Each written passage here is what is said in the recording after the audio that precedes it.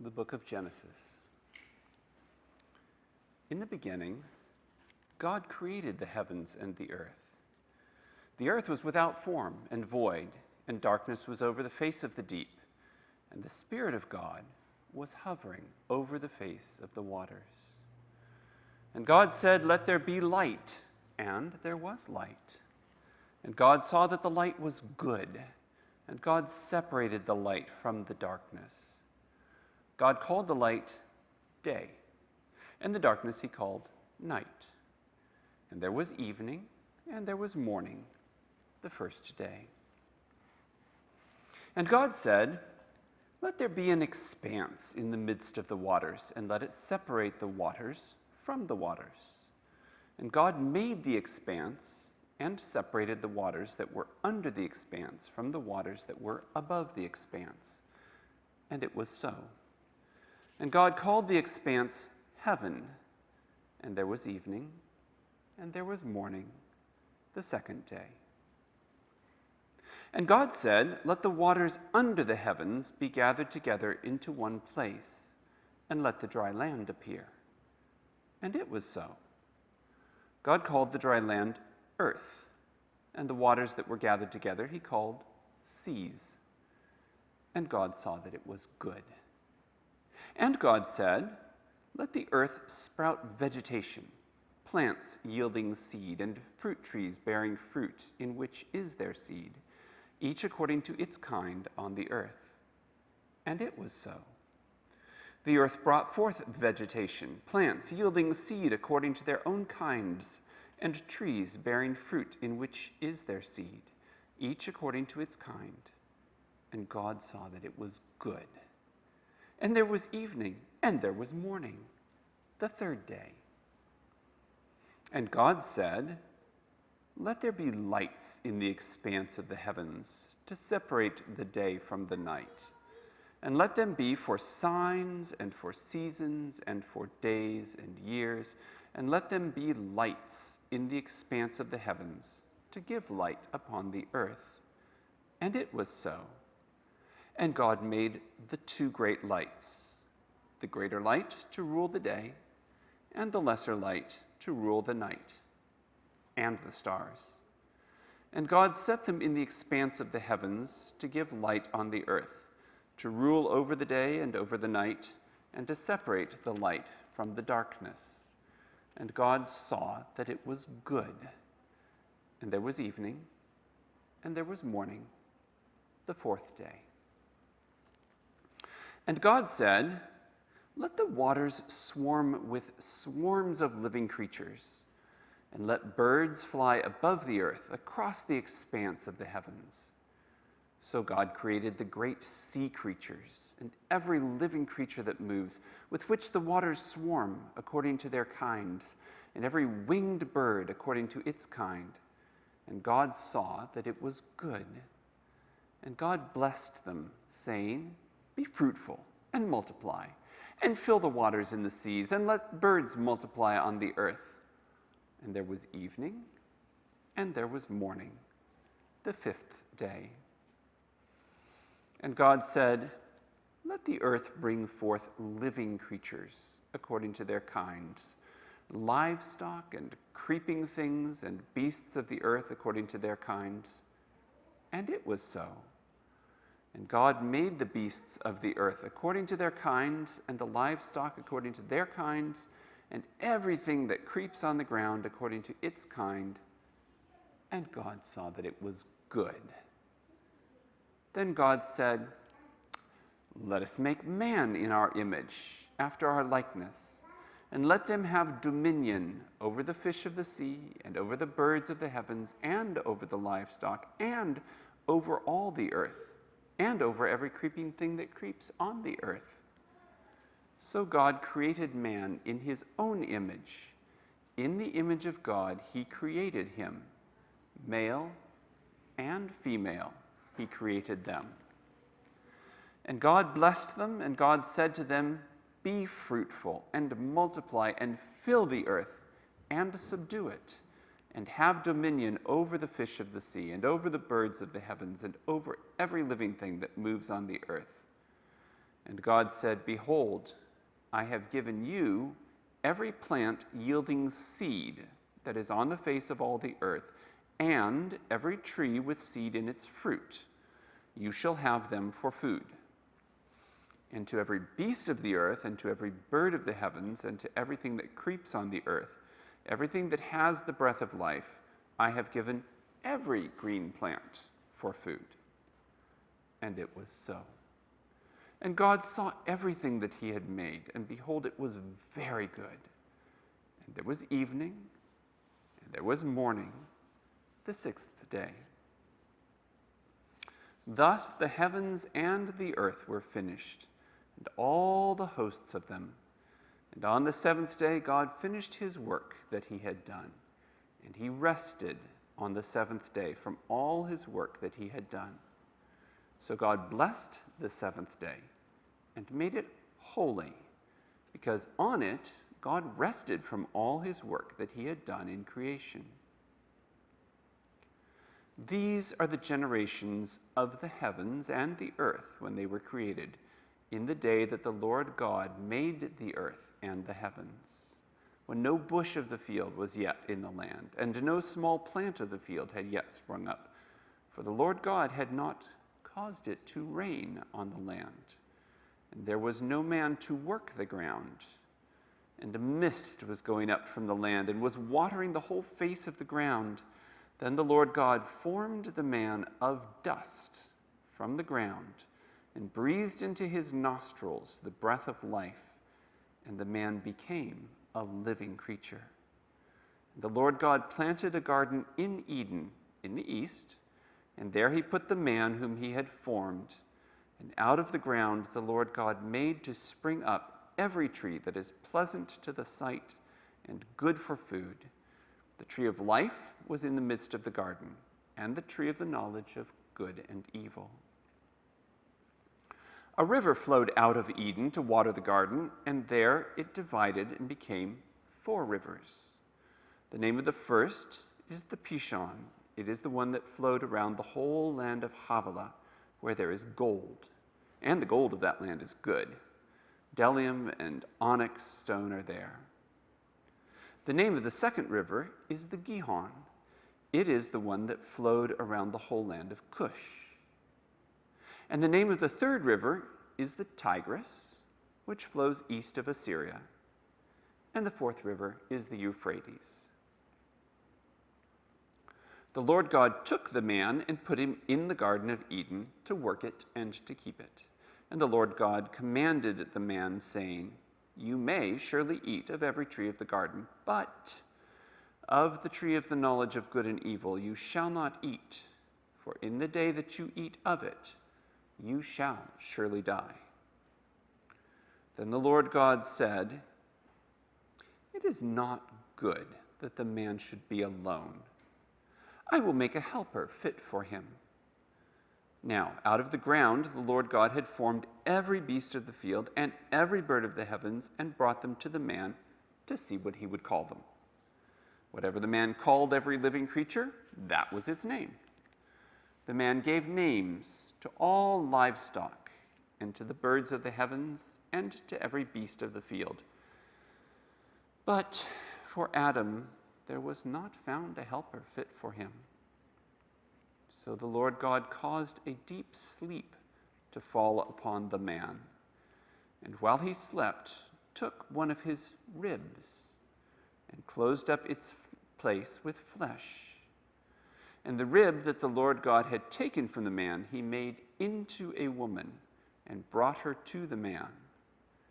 Then the man said, "This at last is bone of my bones and flesh of my flesh. She shall be called woman, because she was taken out of man. Therefore a man shall leave his father and his mother, and hold fast to his wife, and they shall become one flesh. And the man and his wife were both naked, and were not ashamed." Now the serpent was more crafty than any other beast of the field that the Lord God had made. He said to the woman, Did God actually say, 'You shall not eat of any tree in the garden'?" And the woman said to the serpent, "We may eat of the fruit of the trees in the garden. But God said, 'You shall not eat of the fruit of the tree that is in the midst of the garden, neither shall you touch it, lest you die.' But the serpent said to the woman, 'You shall not surely die. For God knows that when you eat of it, your eyes will be opened, and you will be like God, knowing good and evil.' So, when the woman saw that the tree was good for food, and that it was a delight to the eyes, and that the tree was to be desired to make one wise, she took of its fruit and ate. And she also gave some to her husband who was with her, and he ate. Then the eyes of both were opened, and they knew that they were naked. And they sewed fig leaves together and made themselves loincloths.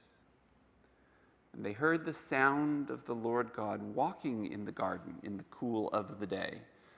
And the man and his wife hid themselves from the presence of the Lord God among the trees of the garden.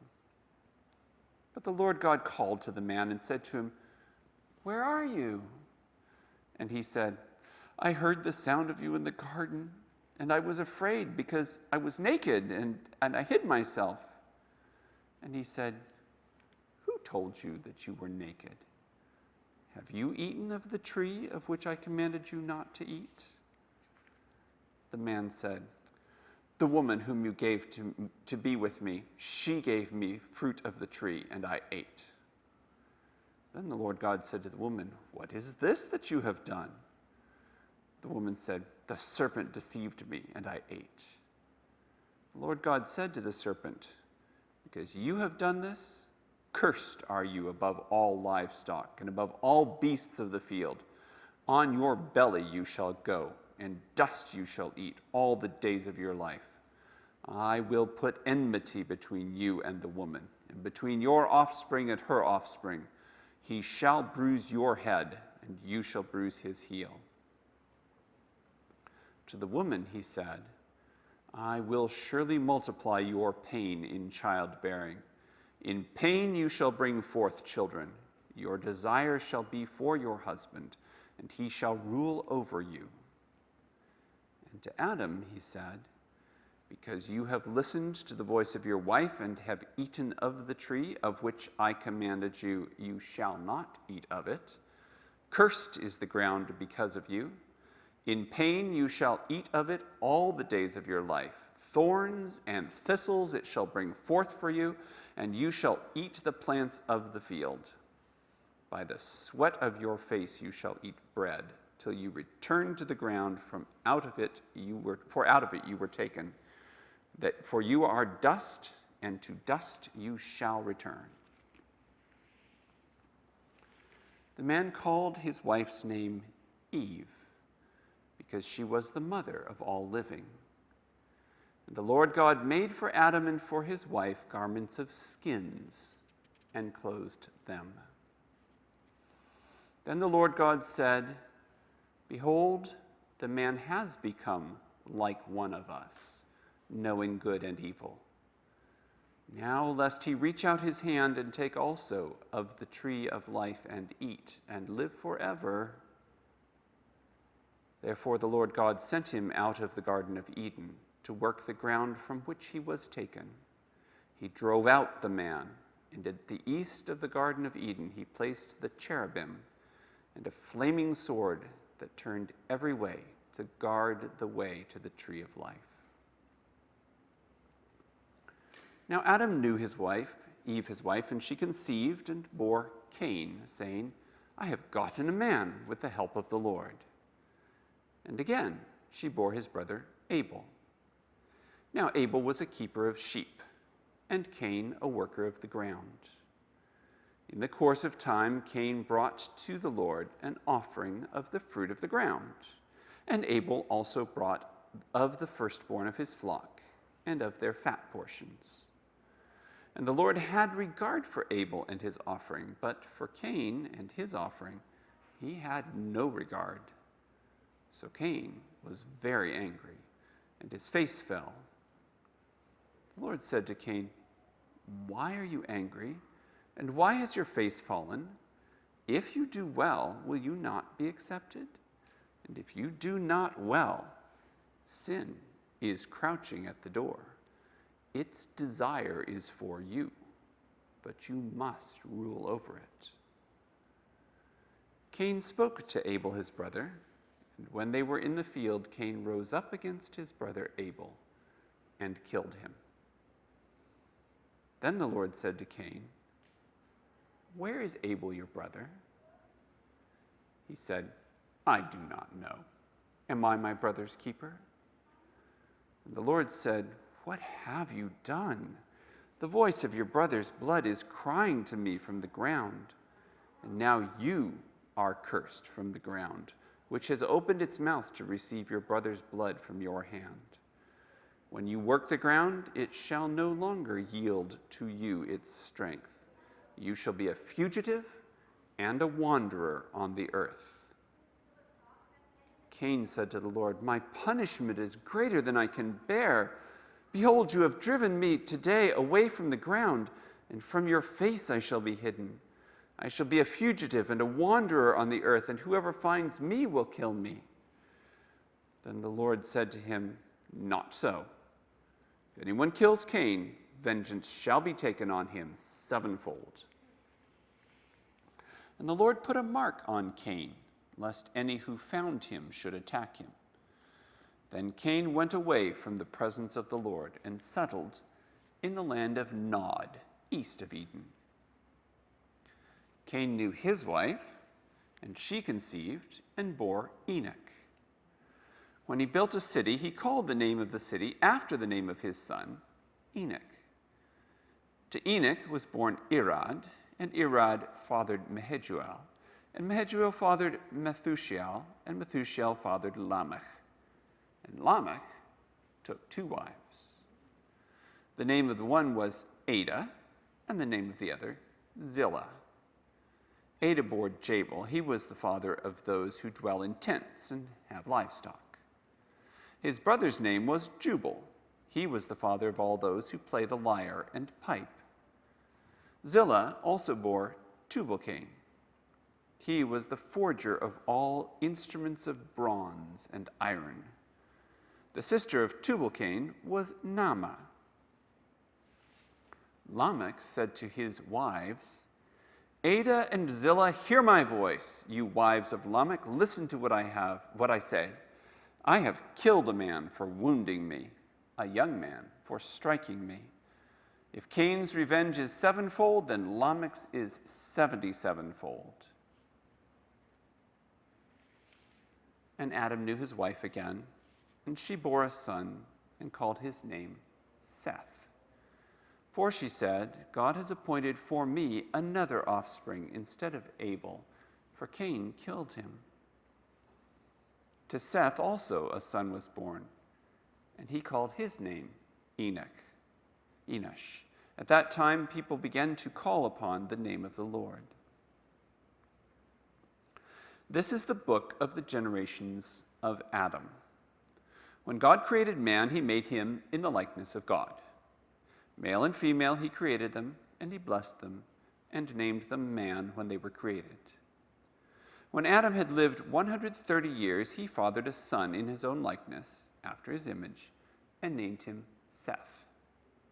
The days of Adam after he fathered Seth were 800 years, and he had other sons and daughters.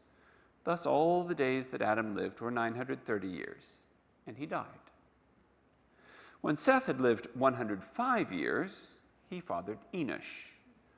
Seth lived after he fathered Enosh 807 years and had other sons and daughters. Thus all the days of Seth were 912 years, and he died. When Enosh had lived 90 years, he fathered Kenan.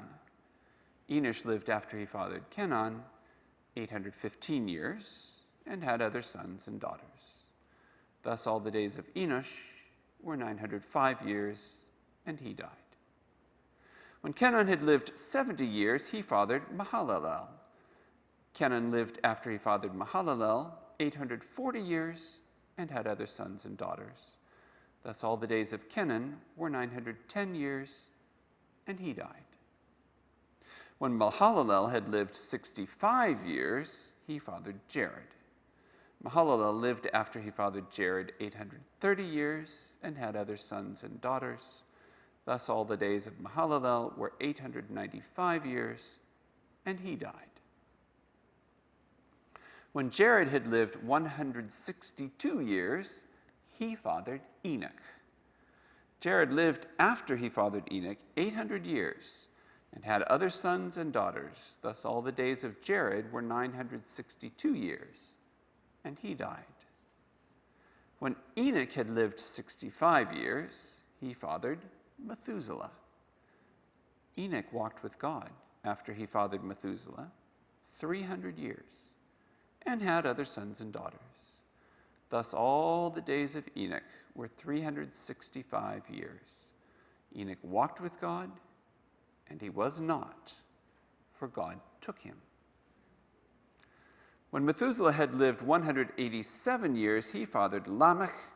Methuselah lived after he fathered Lamech 782 years and had other sons and daughters.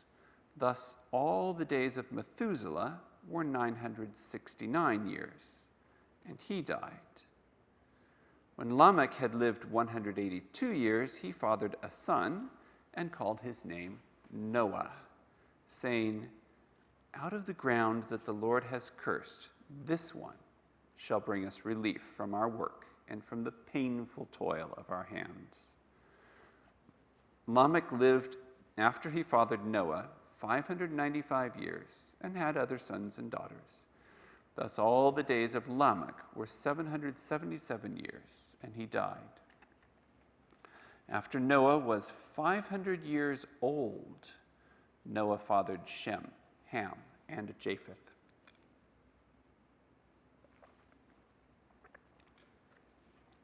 When man began to multiply on the face of the land, and daughters were born to them, the sons of God saw that the daughters of man were attractive. And they took, as their wives, any they chose. Then the Lord said, "My spirit shall not abide in man forever, for he is flesh.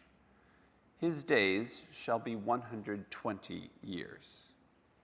The Nephilim were on the earth in those days, and also afterward, when the sons of God came in to the daughters of man, and they bore children to them. These were the mighty men who were of old, the men of renown.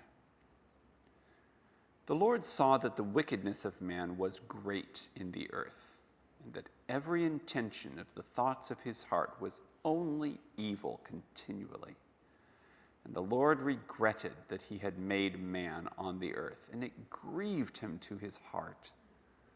So the Lord said, I will blot out man, whom I have created from the face of the land, man and animals, and creeping things, and birds of the heavens, for I'm sorry that I've made them. But Noah found favor in the eyes of the Lord. These are the generations of Noah.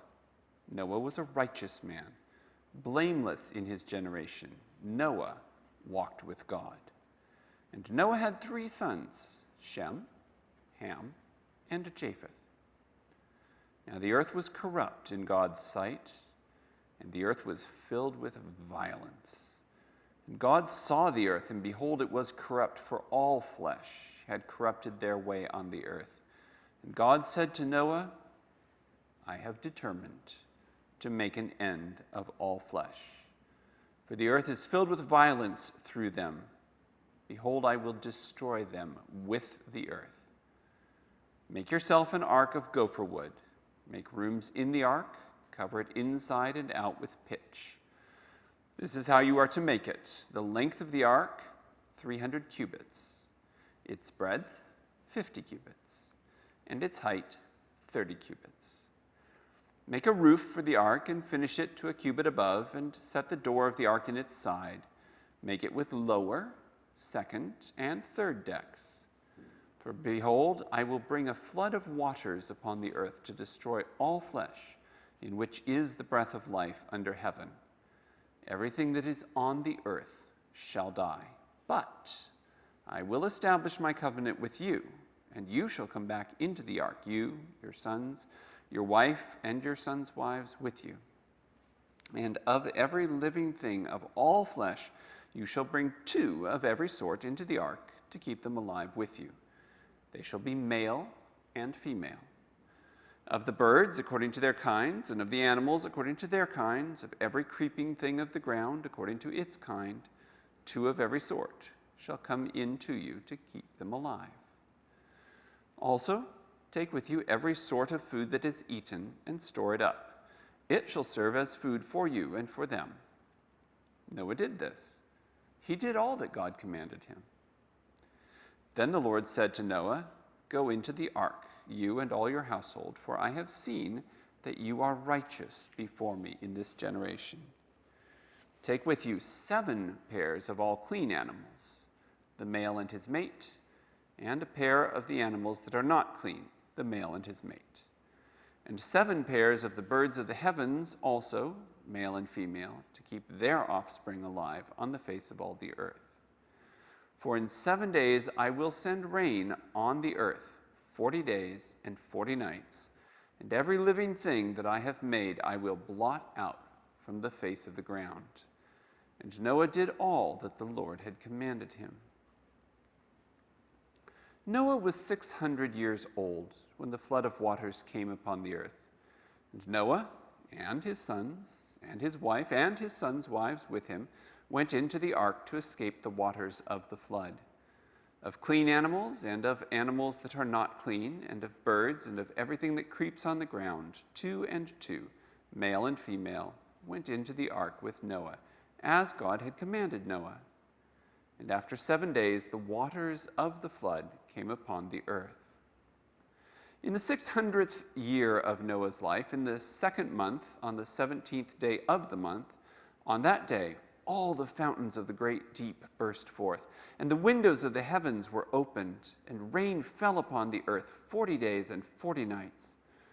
On the very same day, Noah and his sons, Shem and Ham and Japheth, and Noah's wife, and the 3 wives of his sons with them entered the ark, they and every beast according to its kind, and all the livestock according to their kinds, and every creeping thing that creeps on the earth according to its kind, and every bird according to its kind, every winged creature. They went into the ark with Noah, 2 and 2 of all flesh, in which there was the breath of life. Those that entered, male and female of all flesh, went in as God had commanded him, and the Lord shut him in. The flood continued 40 days on the earth. The waters increased and bore up the ark, and it rose high above the earth. The waters prevailed and increased greatly on the earth, and the ark floated on the face of the waters. The waters prevailed so mightily on the earth that all the high mountains under the whole heaven were covered. The waters prevailed above the mountains, covering them 15 cubits deep. And all flesh died that moved on the earth, birds, livestock, beasts, all swarming creatures that swarm on the earth, and all mankind, everything on the dry land in whose nostrils was the breath of life, died. He blotted out everything that was on the face of the ground, man and animals and creeping things and birds.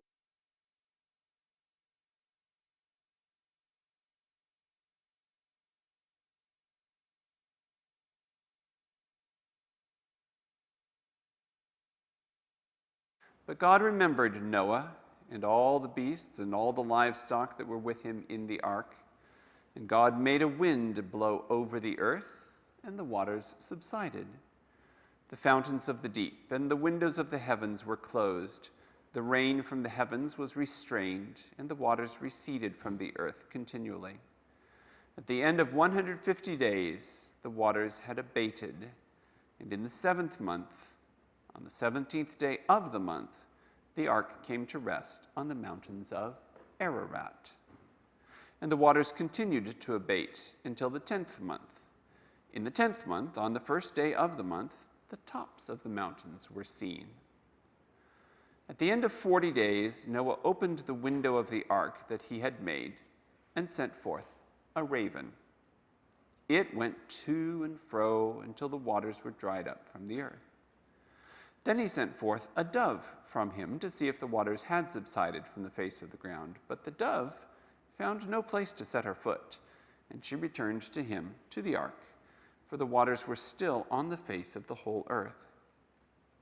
So he put out his hand and took her and brought her into the ark with him. He waited another 7 days, and again he sent forth the dove out of the ark. And the dove came back to him in the evening, and behold, in her mouth was a freshly plucked olive leaf. So Noah knew that the waters had subsided from the earth. Then he waited another 7 days and sent forth the dove, and she did not return to him anymore. In the 601st year, in the first month, the first day of the month, the waters were dried from off the earth. And Noah removed the covering of the ark and looked, and behold, the face of the ground was dry. In the second month, on the 27th day of the month, the earth had dried out. Then God said to Noah, "Go out from the ark, you and your wife and your sons wives with you. Bring out with you every living thing that is with you of all flesh, birds and animals and every creeping thing that creeps on the earth, that they may swarm on the earth and be fruitful and multiply on the earth."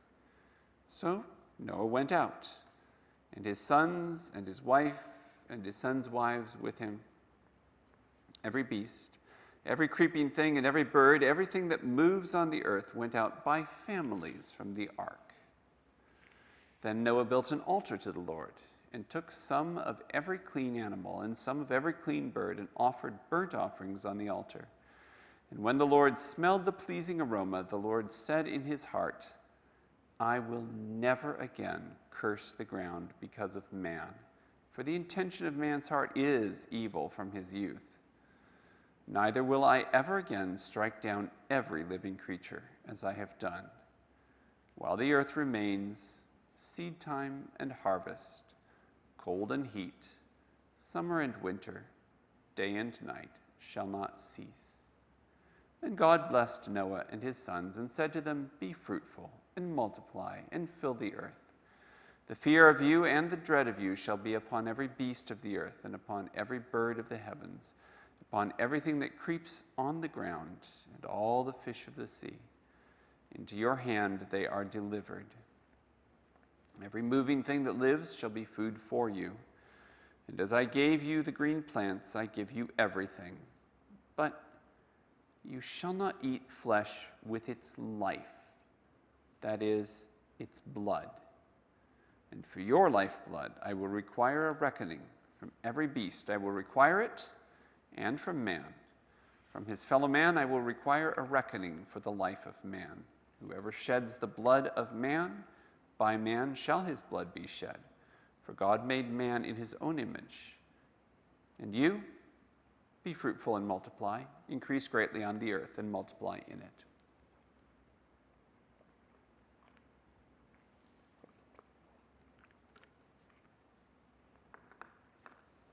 Then God said to Noah and to his sons with him, "Behold, I establish my covenant with you and your offspring after you, and with every living creature that is with you, the birds, the livestock, and every beast of the earth with you, as many as came out of the ark, for it is for every beast of the earth. I establish my covenant with you, that never again shall all flesh be cut off by the waters of the flood, and never again shall there be a flood to destroy the earth." And God said, "This is the sign of the covenant that I make between me and you and every living creature that is with you for all future generations. I have set my bow in the cloud, and it shall be a sign of the covenant between me and the earth. When I bring clouds over the earth, and the bow is seen in the clouds, I will remember my covenant that is between me and you and every living creature of all flesh, and the waters shall never again become a flood to destroy all flesh. When the bow is in the clouds, I will see it, and remember the everlasting covenant between God and every living creature of all flesh that is on the earth. God said to Noah, "This is the sign of the covenant that I have established between me and all flesh that is on the earth." The sons of Noah who went forth from the ark were Shem, Ham, and Japheth. Ham was the father of Canaan. These three were the sons of Noah, and from these the people of the whole earth were dispersed. Noah began to be a man of the soil, and he planted a vineyard. He drank of the wine and became drunk and lay uncovered in his tent. And Ham, the father of Canaan, saw the nakedness of his father and told his two brothers outside. Then Shem and Japheth took a garment, laid it on both their shoulders, and walked backward and covered the nakedness of their father. Their faces were turned backward, and they did not see their father's nakedness. When Noah awoke from his wine and knew what his youngest son had done to him, he said, "Cursed be Canaan, a servant of servants shall he be to his brothers." He also said, "Blessed be the Lord, the God of Shem, and let Canaan be his servant. May God enlarge Japheth, and let him dwell in the tents of Shem, and let Canaan be his servant." After the flood, Noah lived 350 years. All the days of Noah were 950 years, and he died. These are the generations of the sons of Noah: Shem, Ham, and Japheth. Sons were born to them after the flood. The sons of Japheth: Gomer, Magog, Madai, Javan, Tubal, Meshech, and Tiras. The sons of Gomer: Ashkenaz, Riphtha, and Togarmah. The sons of Javan: Elisha, Tarshish, Kittim, and Dodanim. From these the coastland peoples spread in their lands, each with his own language, by their clans, in their nations. The sons of Ham: Cush, Egypt, Put, and Canaan. The sons of Cush: Seba, Havilah, Sabta, Rama, and Sabteka. The sons of Rama: Sheba and Dedan. Cush fathered Nimrod. He was the first on earth to be a mighty man. He was a mighty hunter before the Lord.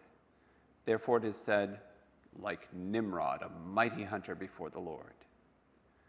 The beginning of his kingdom was Babel, Erech, Akkad, and Calneh in the land of Shinar.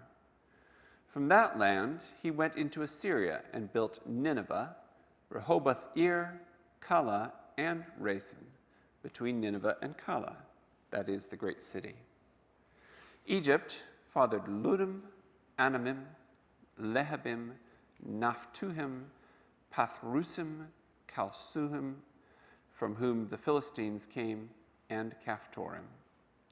Canaan fathered Sidon, his firstborn, and Heth, and the Jebusites, the Amorites, the Girgashites, the Hivites, the Archites, the Sinites, the Arvadites, the Zemarites, and the Hamathites. Afterward, the clans of the Canaanites dispersed. And the territory of the Canaanites extended from Sidon in the direction of Gerar as far as Gaza, and in the direction of Sodom, Gomorrah, Admah, and Zeboam as far as Lasha. These are the sons of Ham by their clans, their languages, their lands, and their nations. To Shem also, the father of all the children of Eber, the elder brother of Japheth, children were born. The sons of Shem: Elam, Ashur, Arphaxad, Lud, and Aram. The sons of Aram: Uz, Hul, Gaither, and Mash. Arphaxad fathered Shelah, and Shelah fathered Eber. To Eber were born two sons. The name of the one was Peleg, for in his days the earth was divided, and his brother's name was Joktan. Joktan fathered Almadad, Sheleph, Hazarphamath, Jerah, Hadoram, Ozel, Diklah, Obal, Abimael, Sheba, Ophir, Havilah, and Jobab. All these were the sons of Joktan. The territory in which they lived extended from Mesha in the direction of Sephar to the hill country of the east, These are the sons of Shem, by their clans, their languages, their lands, and their nations. These are the clans of the sons of Noah, according to their genealogies, in their nations, and from these nations spread abroad on the earth after the flood. Now, the whole earth had one language and the same words. And as people migrated from the east, they found a plain in the land of Shinar and settled there. And they said to one another, "Come, let us make bricks and burn them thoroughly." And they had brick for stone and bitumen for mortar. Then they said, "Come, let us build ourselves a city and a tower with its top in the heavens, and let us make a name for ourselves, lest we be dispersed over the face of the whole earth." And the Lord came down to see the city and the tower which the children of man had built. And the Lord said, "Behold, they are one people, and they have all one language. This is only the beginning of what they will do. And nothing that they propose to do will now be impossible for them. Come, let us go down and there confuse their language, so that they may not understand one another's speech." So the Lord dispersed them from there over the face of all the earth, and they left off building the city. Therefore its name was called Babel, because there the Lord confused the language of all the earth. And from there the Lord dispersed them over the face of all the earth. These are the generations of Shem. When Shem was 100 years old, he fathered Arphaxad, 2 years after the flood. And Shem lived after he fathered Arphaxad 500 years and had other sons and daughters. When Arphaxad had lived 35 years, he fathered Shelah. And Arphaxad lived after he fathered Shelah 403 years and had other sons and daughters. When Shelah had lived 30 years, he fathered Eber. And Shelah lived after he fathered Eber 403 years, and he had other sons and daughters. When Eber had lived 34 years, he fathered Peleg. And Eber lived after he fathered Peleg 430 years, and had other sons and daughters. When Peleg had lived 30 years, he fathered Reu. And Peleg lived after he fathered Reu 209 years, and had other sons and daughters. When Reu had lived 32 years, he fathered Zerug, and Reu lived after he fathered Zerug 207 years, and had other sons and daughters. When Zerug had lived 30 years, he fathered Nahor, and Zerug lived after he fathered Nahor 200 years, and had other sons and daughters. When Nahor had lived 29 years, he fathered Terah. And Nahor lived after he fathered Terah 119 years, and had other sons and daughters. When Terah had lived 70 years, he fathered Abraham, Nahor, and Haran. Now, these are the generations of Terah. Terah fathered Abraham, Nahor, and Haran. And Haran fathered Lot. Haran died in the presence of his father Terah in the land of his kindred, in Ur of the Chaldeans. And Abraham and Nahor took wives. The name of Abraham's wife was Sarai, and the name of Nahor's wife, Milcah. And the daughter of Haran, the father of Milcah, and Iscah. Now, Sarai was barren, she had no child. Terah took Abram his son, and Lot the son of Haran, his grandson, and Sarai his daughter-in-law, his son Abram's wife, and they went forth together from Ur of the Chaldeans to go into the land of Canaan. But when they came to Haran, they settled there. The days of Terah were 205 years, and Terah died in Haran. Now the Lord said to Abram, "Go from your country and your kindred and your father's house to the land that I will show you, and I will make of you a great nation. And I will bless you and make your name great, so that you will be a blessing. I will bless those who bless you, and him who dishonors you I will curse. And in you all the families of the earth shall be blessed." So Abram went, as the Lord had told him, and Lot went with him. Abram was 75 years old when he departed from Haran, And Abram took Sarai his wife, and Lot his brother's son, and all their possessions that they had gathered, and the people that they had acquired in Haran, and they set out to go to the land of Canaan. When they came to the land of Canaan, Abram passed through the land to the place at Shechem, to the oak of Moreh. At that time the Canaanites were in the land. Then the Lord appeared to Abram and said, "To your offspring I will give this land." So he built there an altar to the Lord who had appeared to him. From there he moved to the hill country on the east of Bethel and pitched his tent, with Bethel on the west and Ai on the east. And there he built an altar to the Lord and called upon the name of the Lord. And Abram journeyed on, still going toward the Negeb. Now there was a famine in the land, so Abram went down to Egypt to sojourn there, for the famine was severe in the land. When he was about to enter Egypt, he said to Sarai his wife, "I know that you are a woman beautiful in appearance, and when the Egyptians see you, they will say, 'This is his wife.' Then they will kill me, but they will let you live. Say you are my sister, that it may go well with me because of you, and that my life may be spared for your sake." When Abram entered Egypt, the Egyptians saw that the woman was very beautiful. And when the princes of Pharaoh saw her, they praised her to Pharaoh, and the woman was taken into Pharaoh's house. And for her sake he dealt well with Abram, and he had sheep, oxen, male donkeys, male servants, female donkeys, and camels. But the Lord afflicted Pharaoh and his house with great plagues because of Sarai, Abram's wife. So Pharaoh called Abram and said, "What is this that you have done to me? Why did you not tell me that she was your wife? Why did you say, 'She's my sister,' so that I took her from my wife? Now then, here's your wife, take her and go."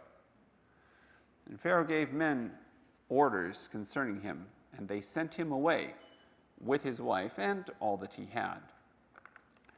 So Abram went up from Egypt, he and his wife and all that he had, and Lot with him, into the Negeb.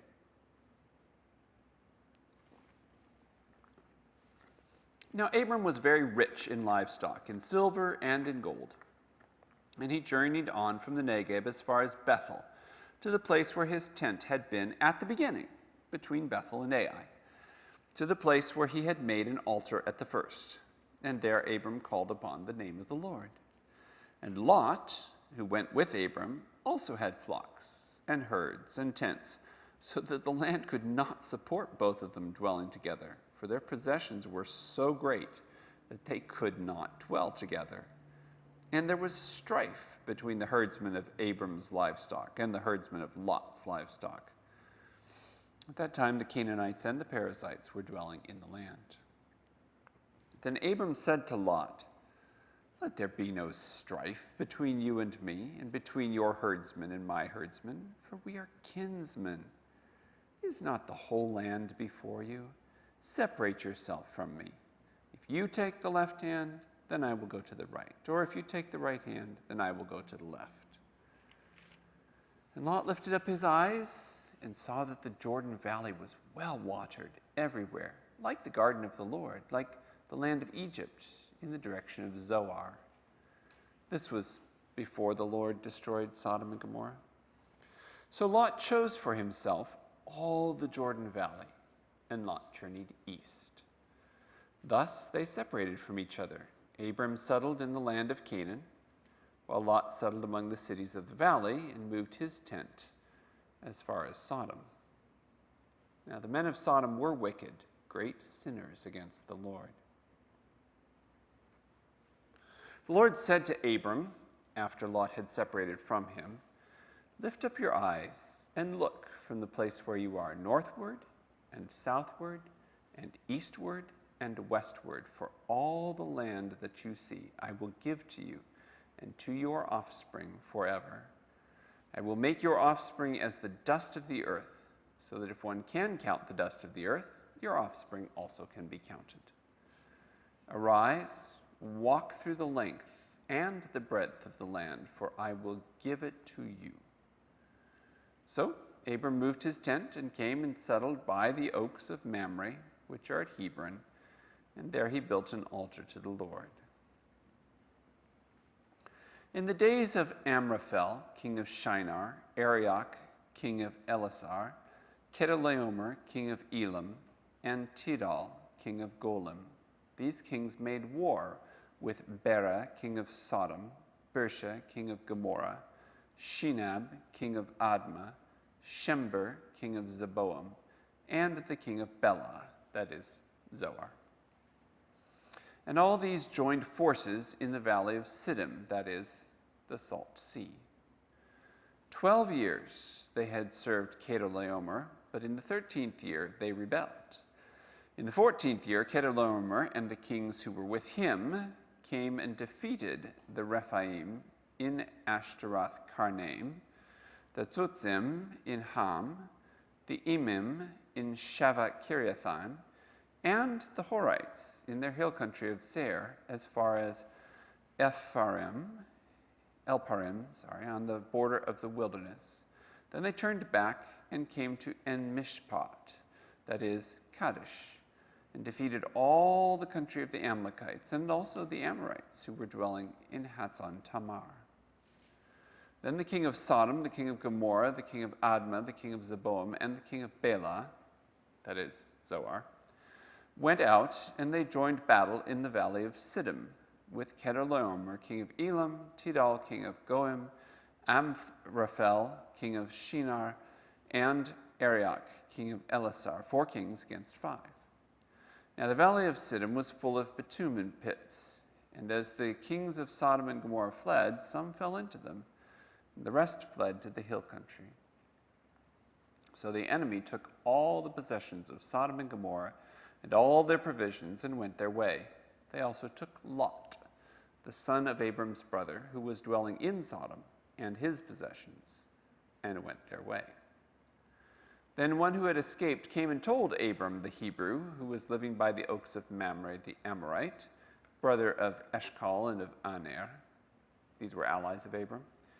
When Abram heard that his kinsmen had been taken captive, he led forth his trained men, born in his house, 318 of them, and went in pursuit as far as Dan. And he divided his forces against them by night, he and his servants, and defeated them, and pursued them to Hobah, north of Damascus. Then he brought back all the possessions, and also brought back his kinsman Lot with his possessions, and the women, and the people. After his return from the defeat of Chedorlaomer and the kings who were with him, the king of Sodom went out to meet him at the valley of Shaveh, that is, the king's valley. And Melchizedek, king of Salem, brought out bread and wine. He was priest of God Most High. And he blessed him and said, "Blessed be Abram by God Most High, possessor of heaven and earth, and blessed be God Most High, who has delivered your enemies into your hand." And Abram gave him 1/10 of everything. And the king of Sodom said to Abram, "Give me the persons, but take the goods for yourself." But Abram said to the king of Sodom, "I have lifted my hand to the Lord God Most High, possessor of heaven and earth, that I would not take a thread or a sandal strap or anything that is yours, lest you should say, 'I have made Abram rich.' I will take nothing but what the young men have eaten, and the share of the men who went with me. Let Aner, Eshcol, and Mamre take their share." After these things, the word of the Lord came to Abram in a vision. "Fear not, Abram, I am your shield. Your reward shall be very great." But Abram said, "O Lord God, what will you give me? For I continue childless, and the heir of my house is Eliezer of Damascus." And Abram said, "Behold, you have given me no offspring, and a member of my household will be my heir." And behold, the word of the Lord came to him, "This man shall not be your heir. Your very own son shall be your heir." And he brought him outside and said, "Look toward heaven and number the stars, if you are able to number them." Then he said to him, so shall your offspring be. And he believed the Lord, and he counted it to him as righteousness. And he said to him, I am the Lord, who brought you out from Ur of the Chaldeans to give you this land to possess. But he said, O Lord God, how am I to know that I shall possess it? He said to him, Bring me a heifer, 3 years old, a female goat 3 years old, a ram 3 years old, a turtle dove, and a young pigeon. And he brought him all these, cut them in half, and laid each half over against the other. But he did not cut the birds in half. And when birds of prey came down on the carcasses, Abram drove them away. As the sun was going down, a deep sleep fell on Abram. And behold, dreadful and great darkness fell upon him. Then the Lord said to Abram, Know for certain that your offspring will be sojourners in a land that is not theirs, and will be servants there, and they will be afflicted for 400 years. But I will bring judgment on the nation that they serve, and afterward they shall come out with great possessions. As for you, you shall go to your fathers in peace. You shall be buried in a good old age. And they shall come back here in the 4th generation, for the iniquity of the Amorites is not yet complete. When the sun had gone down and it was dark, behold, a smoking firepot and a flaming torch passed between these pieces. On that day the Lord made a covenant with Abram, saying, To your offspring I give this land, from the river of Egypt to the great river, the river Euphrates, the land of the Kenites, the Kenizzites, the Cadmonites, the Hittites, the Perizzites, the Rephaim, the Amorites, the Canaanites, the Girgashites, and the Jebusites. Now, Sarai, Abram's wife, had borne him no children. She had a female Egyptian servant whose name was Hagar, and Sarai said to Abram, Behold now, the Lord has prevented me from bearing children. Go in to my servant, it may be that I shall obtain children by her. And Abram listened to the voice of Sarai. So after Abram had lived 10 years in the land of Canaan, Sarai, Abram's wife, took Hagar the Egyptian, her servant, and gave her to Abram, her husband, as a wife. And he went in to Hagar, and she conceived. And when she saw that she had conceived, she looked with contempt on her mistress. And Sarai said to Abram, May the wrong done to me be on you. I gave my servant to your embrace, and when she saw that she had conceived, she looked on me with contempt. May the Lord judge between you and me. But Abram said to Sarai, Behold, your servant is in your power. Do to her as you please. Then Sarai dealt harshly with her, and she fled from her. The angel of the Lord found her by a spring of water in the wilderness, the spring on the way to Shur. And he said, Hagar, servant of Sarai, where have you come from, and where are you going? She said, I am fleeing from my mistress Sarai. The angel of the Lord said to her, Return to your mistress and submit to her. The angel of the Lord also said to her, I will surely multiply your offspring, so that they cannot be numbered for multitude. And the angel of the Lord said to her, Behold, you are pregnant, and shall bear a son. You shall call his name Ishmael, because the Lord has listened to your affliction. He shall be a wild donkey of a man, his hand against everyone, and everyone's hand against him, and he shall dwell over against all his kinsmen. So she called the name of the Lord who spoke to her, You are a God of seeing. For she said, Truly, here I have seen him who looks after me. Therefore the well was called Bir Lahai Roi. It lies between Kadesh and Bered. And Hagar bore Abram a son. And Abram called the name of his son, whom Hagar bore, Ishmael. Abram was 86 years old when Hagar bore Ishmael to Abram. When Abram was 99 years old, the Lord appeared to Abram and said to him, I am God Almighty. Walk before me and be blameless, that I may make my covenant between me and you and may multiply you greatly. Then Abram fell on his face, and God said to him, Behold, my covenant is with you, and you shall be the father of a multitude of nations. No longer shall your name be called Abram, but your name shall be Abraham. For I have made you the father of a multitude of nations. I will make you exceedingly fruitful, and I will make you into nations, and kings shall come from you, and I will establish my covenant between me and you and your offspring after you, throughout their generations, for an everlasting covenant, to be God to you and to your offspring after you. And I will give to you and to your offspring after you the land of your sojournings, all the land of Canaan, for an everlasting possession, and I will be their God. And God said to Abraham, As for you, you shall keep my covenant, you and your offspring after you throughout their generations. This is my covenant, which you shall keep between me and you and your offspring after you. Every male among you shall be circumcised.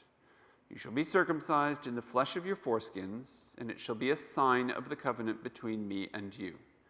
He who is 8 days old among you shall be circumcised. Every male throughout your generations, whether born in your house or bought with your money from any foreigner who is not of your offspring. Both he who is born in your house and he who is bought with your money shall surely be circumcised. So shall my covenant be in your flesh, an everlasting covenant. Any uncircumcised male who is not circumcised in the flesh of his foreskin shall be cut off from his people. He has broken my covenant. And God said to Abram, As for Sarai your wife, you shall not call her name Sarai, but Sarah shall be her name. I will bless her, and moreover, I will give you a son by her. I will bless her, and she shall become nations. Kings of peoples shall come from her. Then Abram fell on his face and laughed and said to himself, Shall a child be born to a man who is 100 years old? Shall Sarah, who's 90 years old, bear a child? And Abram said to God, Oh, that Ishmael might live before you. God said, No, but Sarah, your wife, shall bear you a son, and you shall call his name Isaac. I will establish my covenant with him as an everlasting covenant for his offspring after him. As for Ishmael, I have heard you. Behold, I have blessed him, and will make him fruitful and multiply him greatly. He shall father 12 princes, and I will make him into a great nation. But I will establish my covenant with Isaac, whom Sarah shall bear to you at this time next year. When he had finished talking with him, God went up from Abram. Then Abram took Ishmael his son, and all those born in his house or bought with his money, every male among the men of Abraham's house, and he circumcised the flesh of their foreskins that very day, as God had said to him. Abraham was 99 years old when he was circumcised in the flesh of his foreskin, and Ishmael his son was 13 years old when he was circumcised in the flesh of his foreskin. That very day, Abraham and his son Ishmael were circumcised, and all the men of his house, those born in the house and those bought with money from a foreigner, were circumcised with him. And the Lord appeared to him by the oaks of Mamre, as he sat at the door of his tent in the heat of the day. He lifted up his eyes and looked, and behold, 3 men were standing in front of him. When he saw them, he ran from the tent door to meet them and bowed himself to the earth and said, O Lord, if I have found favor in your sight, do not pass by your servant. Let a little water be brought, and wash your feet, and rest yourselves under the tree, while I bring you a morsel of bread, that you may refresh yourselves, and after that you may pass on, since you have come to your servant. So they said, Do as you have said. And Abraham went quickly into the tent to Sarah and said, Quick, 3 seahs of fine flour, knead it and make cakes. And Abraham ran to the herd and took a calf, tender and good, and gave it to a young man who prepared it quickly. Then he took curds and milk and the calf that he had prepared and set it before them, and he stood by them under the tree while they ate. They said to him, "Where is Sarah, your wife?" And he said, "She's in the tent." The Lord said, "I will surely return to you about this time next year, and Sarah, your wife, shall have a son." And Sarah was listening at the tent door behind him. Now, Abraham and Sarah were old, advanced in years. The way of women had ceased to be with Sarah. So Sarah laughed to herself, saying, "After I'm worn out and my Lord is old, shall I have pleasure?" The Lord said to Abraham, "Why did Sarah laugh and say, 'Shall I indeed bear a child now that I'm old?' Is anything too hard for the Lord? At the appointed time, I will return to you about this time next year, and Sarah shall have a son." But Sarah denied it, saying, "I should not laugh," for she was afraid. He said, "Nope, but you did laugh." Then the men set out from there, and they looked down towards Sodom, and Abraham went with them to set them on their way. The Lord said, "Shall I hide from Abraham what I am about to do, seeing that Abraham shall surely become a great and mighty nation, and all the nations of the earth shall be blessed in him? For I have chosen him, that he may command his children and his household after him to keep the way of the Lord by doing righteousness and justice, so that the Lord may bring to Abraham what he has promised him." Then the Lord said, "Because the outcry against Sodom and Gomorrah is great, and their sin is very grave, I will go down to see whether they have done altogether according to the outcry that has come to me. And if not, I will know." So the men turned from there and went towards Sodom. But Abraham still stood before the Lord. Then Abraham drew near and said, "Will you indeed sweep away the righteous with the wicked? Suppose there are 50 righteous within the city. Will you then sweep away the place and not spare it for the 50 righteous who are in it? Far be it from you to do such a thing, to put the righteous to death with the wicked, so that the righteous fare as the wicked. Far be it from you. Shall not the judge of all the earth do what is just?" And the Lord said, "If I find at Sodom 50 righteous in the city, I will spare the whole place for their sake."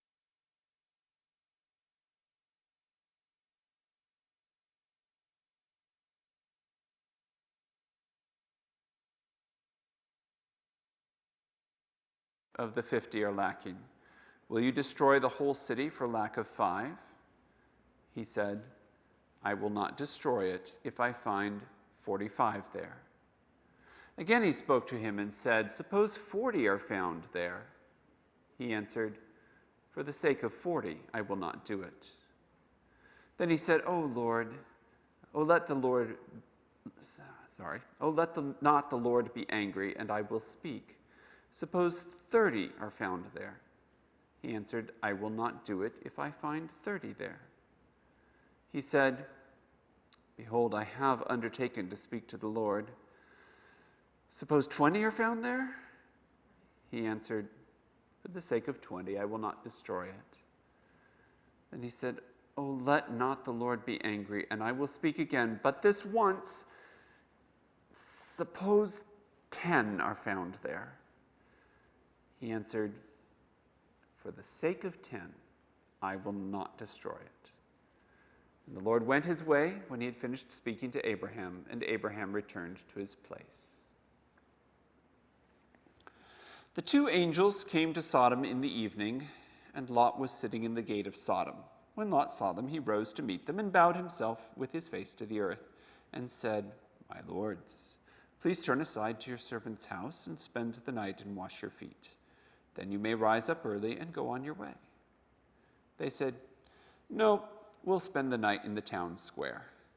But he pressed them strongly, so they turned aside to him and entered his house. And he made them a feast and baked unleavened bread, and they ate. But before they lay down, the men of the city, the men of Sodom, both young and old, all the people, to the last man, surrounded the house. And they called to Lot, "Where are the men who came to you tonight? Bring them out to us that we may know them." Lot went out to the men at the entrance and shut the door after him and said, "I beg you, my brothers, do not act so wickedly. Behold, I have 2 daughters who have not known any man. Let me bring them out to you, and do to them as you please. Only do nothing to these men, for they have come under the shelter of my roof." But they said, "Stand back." And they said, "This fellow came to sojourn, and he has become the judge. Now we will deal worse with you than with them." Then they pressed hard against the man Lot and drew near to break the door down. But the men reached out their hands and brought Lot into the house with them and shut the door. And they struck with blindness the men who were at the entrance of the house, both small and great, so that they wore themselves out, groping for the door. Then the men said to Lot, "Have you anyone else here, sons-in-law, sons, daughters, or anyone you have in the city? Bring them out of the place, for we are about to destroy this place, because the outcry against its people has become great before the Lord, and the Lord has sent us to destroy it." So Lot went out and said to his sons-in-law, who were to marry his daughters, Get up out of this place, for the Lord is about to destroy the city." But he seemed to his sons-in-law to be jesting. As morning dawned, the angels urged Lot, saying, "Up, take your wife and your 2 daughters who are here, lest you be swept away in the punishment of the city." But he lingered. So the men seized him and his wife and his 2 daughters by the hand, the Lord being merciful to them. And they brought him out and set him outside the city. And as they brought him out, one said, "Escape for your life.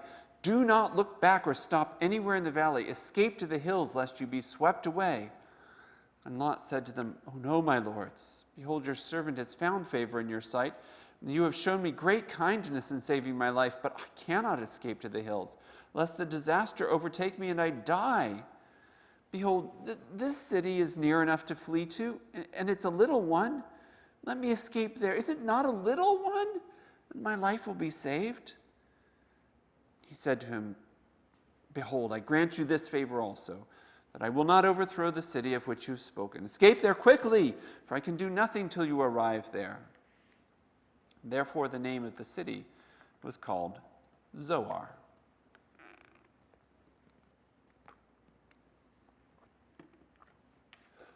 The sun had risen on the earth when Lot came to Zoar.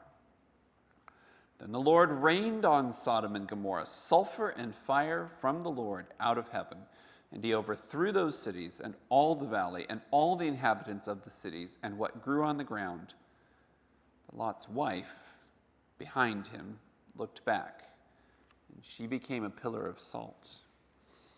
And Abraham went early in the morning to the place where he had stood before the Lord, and he looked down toward Sodom and Gomorrah and toward all the land of the valley. And he looked, and behold, the smoke of the land went up like the smoke of a furnace.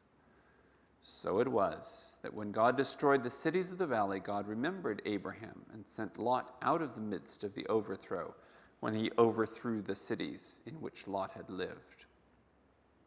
Now, Lot went up out of Zoar and lived in the hills with his 2 daughters, for he was afraid to live in Zoar. So he lived in a cave with his 2 daughters, and the firstborn said to the younger, "Our father is old, and there is not a man on earth to come in to us after the manner of all the earth. Come, let us make our father drink wine, and we will lie with him, that we may preserve offspring from our father." So they made their father drink wine that night. And the firstborn went in and lay with her father. He did not know when she lay down or when she arose. The next day the firstborn said to the younger, "Behold, I lay with father last night. Let us make him drink wine tonight also. Then you go in and lie with him, that we may preserve offspring from our father." So they made their father drink wine that night also. And the younger arose and lay with him, and he did not know when she lay down or when she arose. Thus both the daughters of Lot became pregnant by their father. The firstborn bore a son and called his name Moab. He is the father of the Moabites to this day. The younger also bore a son and called his name Ben-Ammi. He is the father of the Ammonites to this day. From there, Abraham journeyed toward the territory of the Negev and lived between Kadesh and Shur. And he sojourned in Gerar.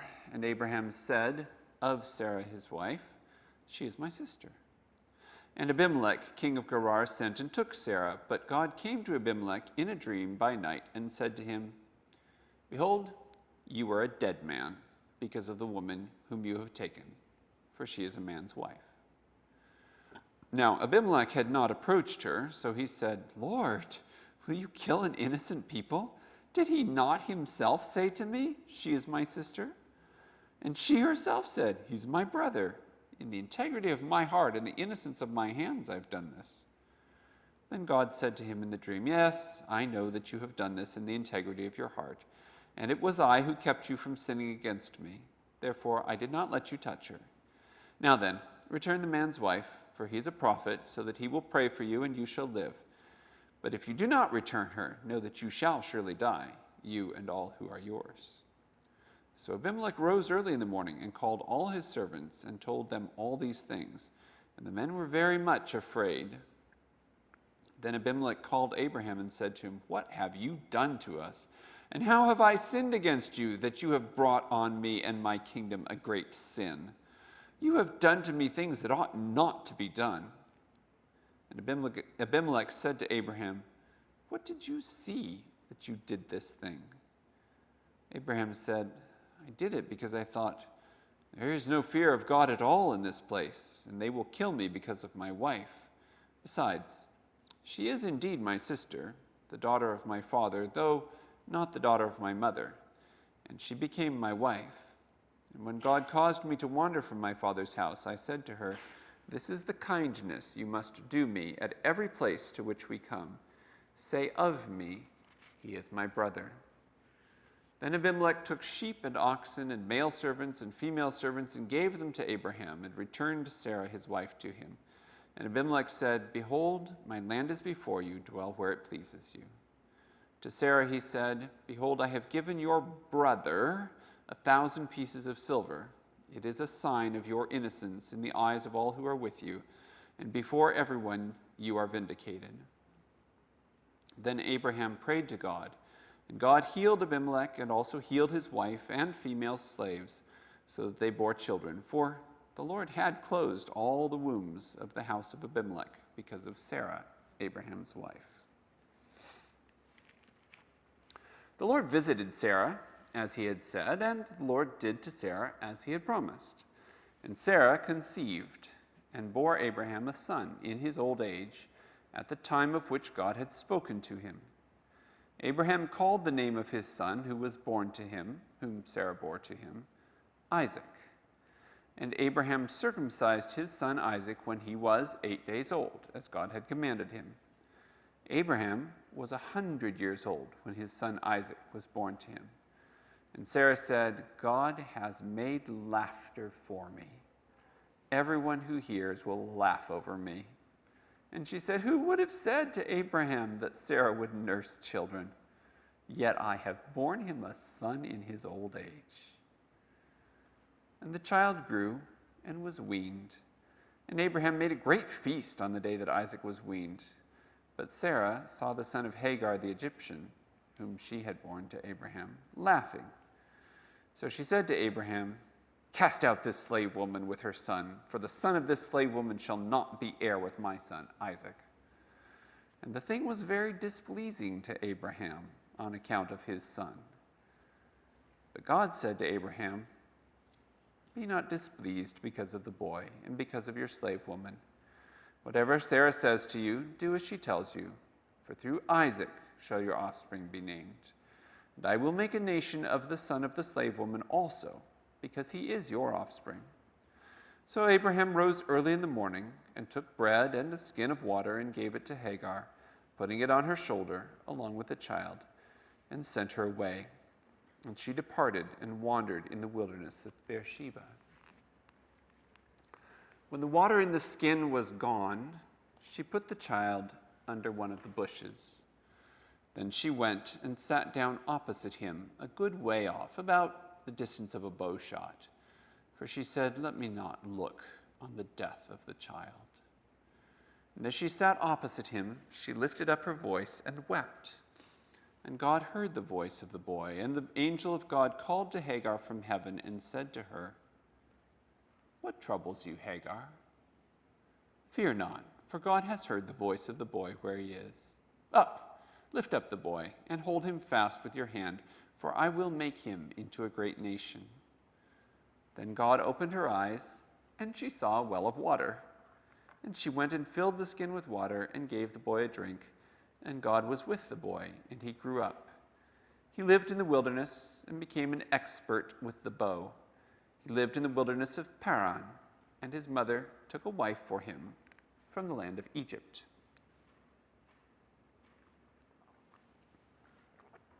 At that time, Abimelech and Phicol, the commander of his army, said to Abraham, "God is with you in all that you do. Now therefore swear to me here by God that you will not deal falsely with me or with my descendants or with my posterity. But as I have dealt kindly with you, so you will deal with me and with the land where you have sojourned." And Abraham said, "I will swear." When Abraham reproved Abimelech about a well of water that Abimelech's servants had seized, Abimelech said, "I do not know who has done this thing. You did not tell me, and I've not heard of it until today." So Abraham took sheep and oxen and gave them to Abimelech, and the two men made a covenant. Abraham set 7 ewe lambs of the flock apart. And Abimelech said to Abraham, "What's the meaning of these 7 ewe lambs that you have set apart?" He said, "These 7 ewe lambs you will take from my hand, that this may be a witness for me that I dug this well." Therefore the place was called Beersheba, because there both of them swore an oath. So they made a covenant at Beersheba. Then Abimelech and Phicol, the commander of his army, rose up and returned to the land of the Philistines. Abraham planted a tamarisk tree in Beersheba and called there on the name of the Lord, the everlasting God. And Abraham sojourned many days in the land of the Philistines. After these things, God tested Abraham and said to him, "Abraham." And he said, "Here I am." And he said, "Take your son, your only son, Isaac, whom you love, and go to the land of Moriah and offer him there as a burnt offering on one of the mountains of which I shall tell you." So Abraham rose early in the morning, saddled his donkey, and took 2 of his young men with him and his son Isaac. And he cut the wood for the burnt offering and arose and went to the place of which God had told him. On the 3rd day, Abraham lifted up his eyes and saw the place from afar. Then Abraham said to his young man, "Stay here with the donkey. I and the boy will go over there and worship and come again to you." And Abraham took the wood of the burnt offering and laid it on Isaac his son. And he took in his hand the fire and the knife. So they went both of them together. And Isaac said to his father Abraham, "My father?" And he said, "Here I am, my son." He said, "Behold the fire and the wood, but where's the lamb for the burnt offering?" Abraham said, "God will provide for himself the lamb for a burnt offering, my son." So they went both of them together.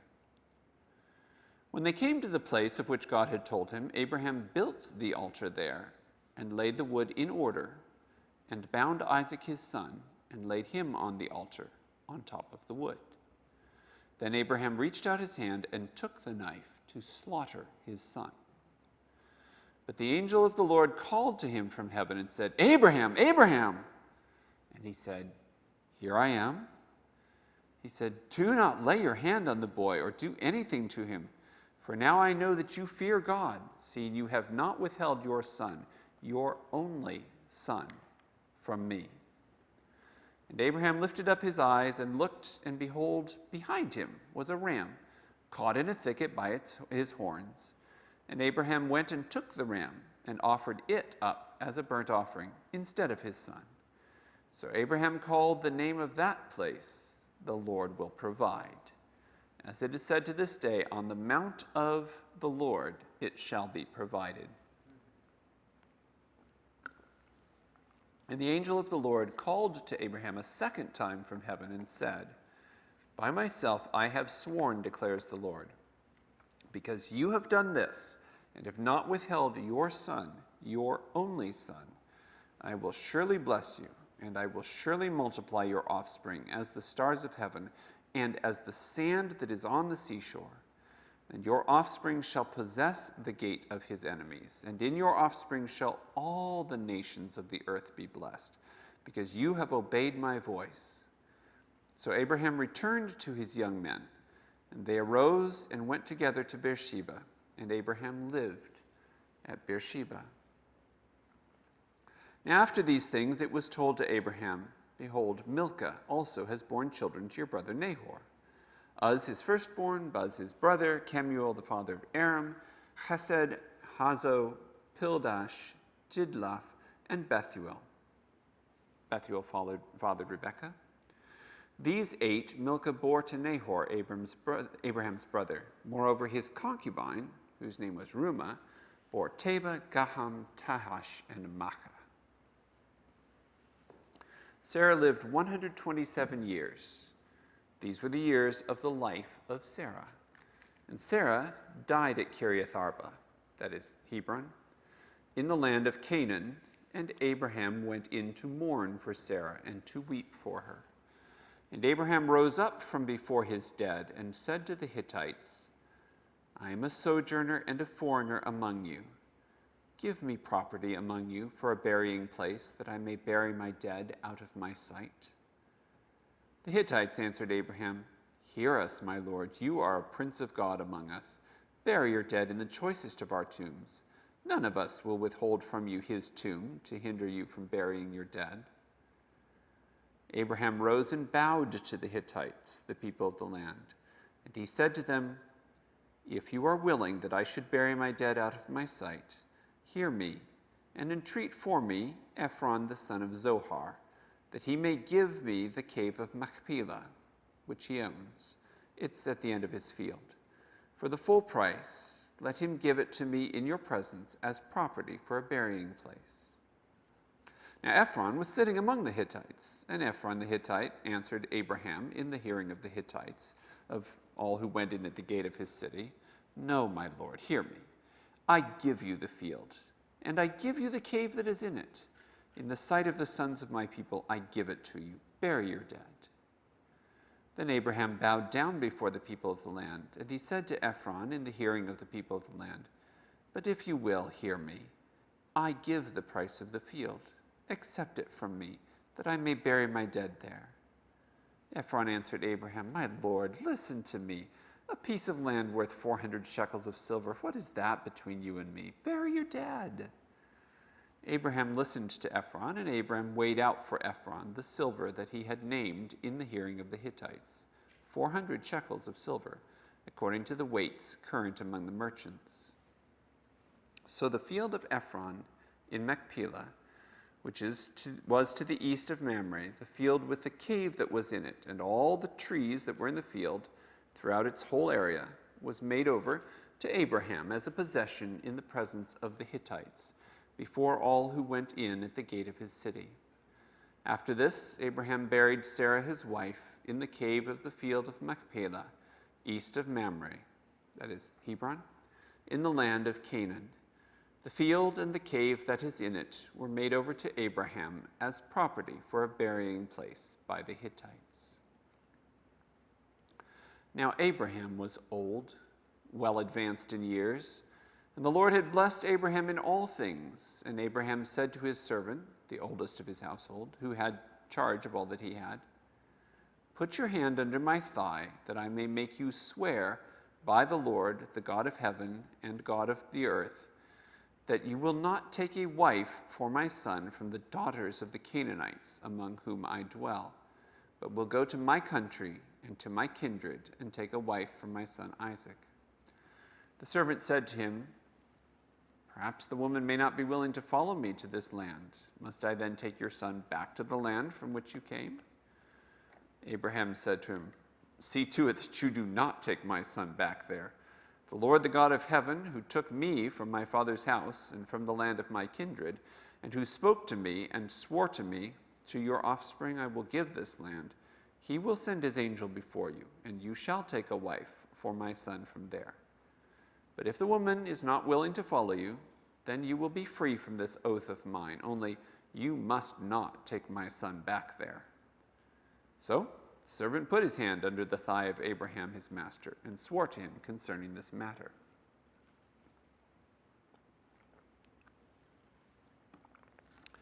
Then the servant took 10 of his master's camels and departed, taking all sorts of choice gifts from his master. And he arose and went to Mesopotamia, to the city of Nahor.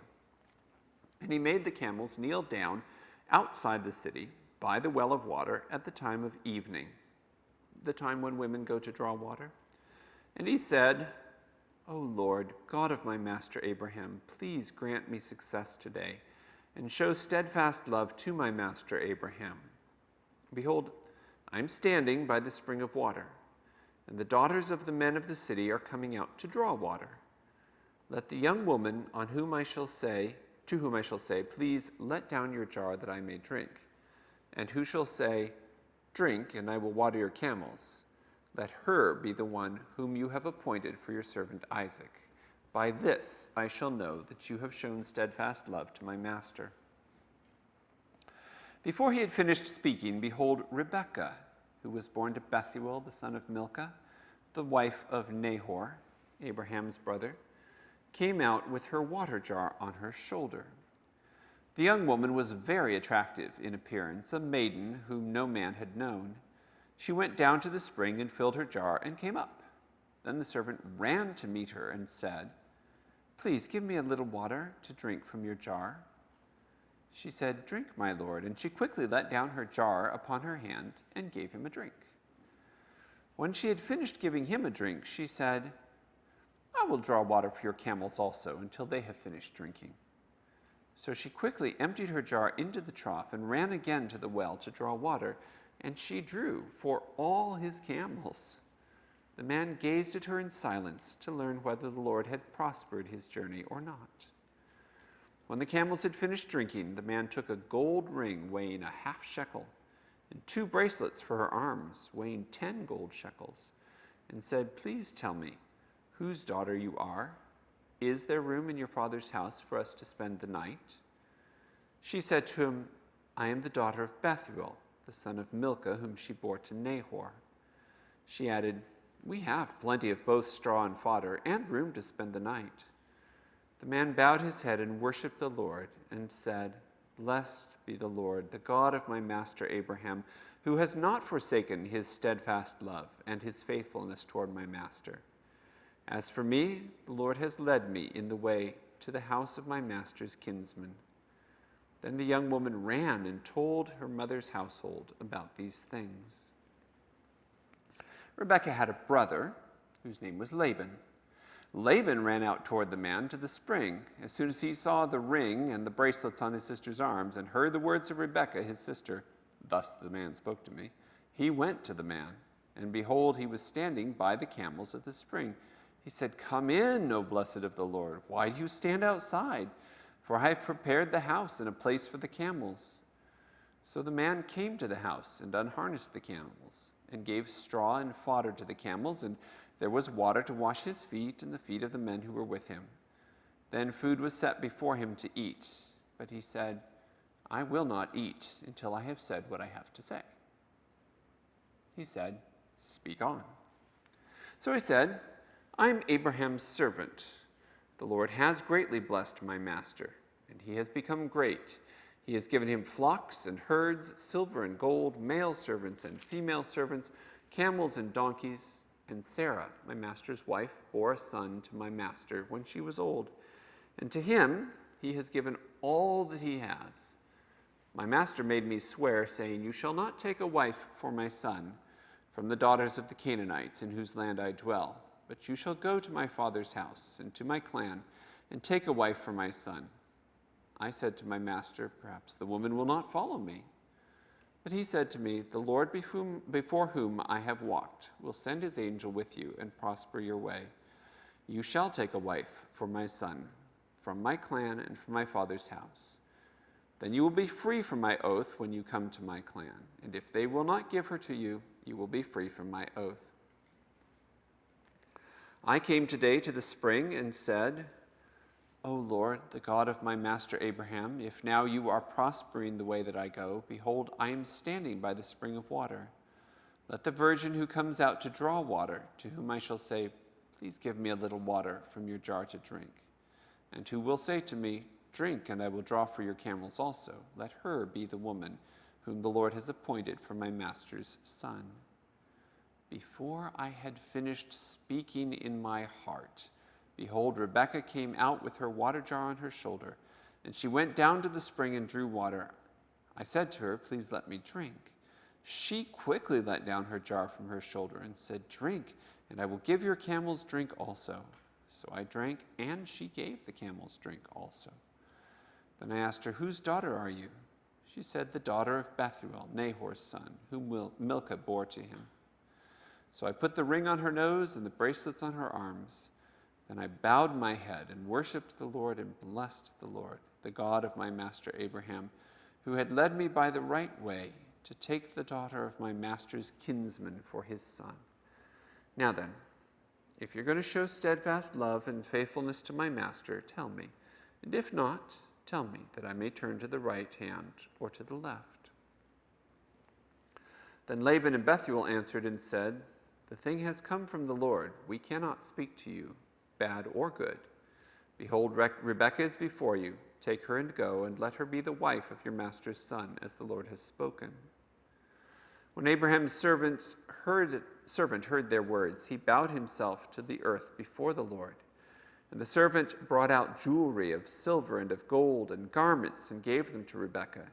He also gave to her brother and to her mother costly ornaments. And he and the men who were with him ate and drank, and they spent the night there. When they arose in the morning, he said, send me away to my master. Her brother and her mother said, let the young woman remain with us a while, at least 10 days. After that she may go. But he said to them, do not delay me, since the Lord has prospered my way. Send me again, that I may go to my master.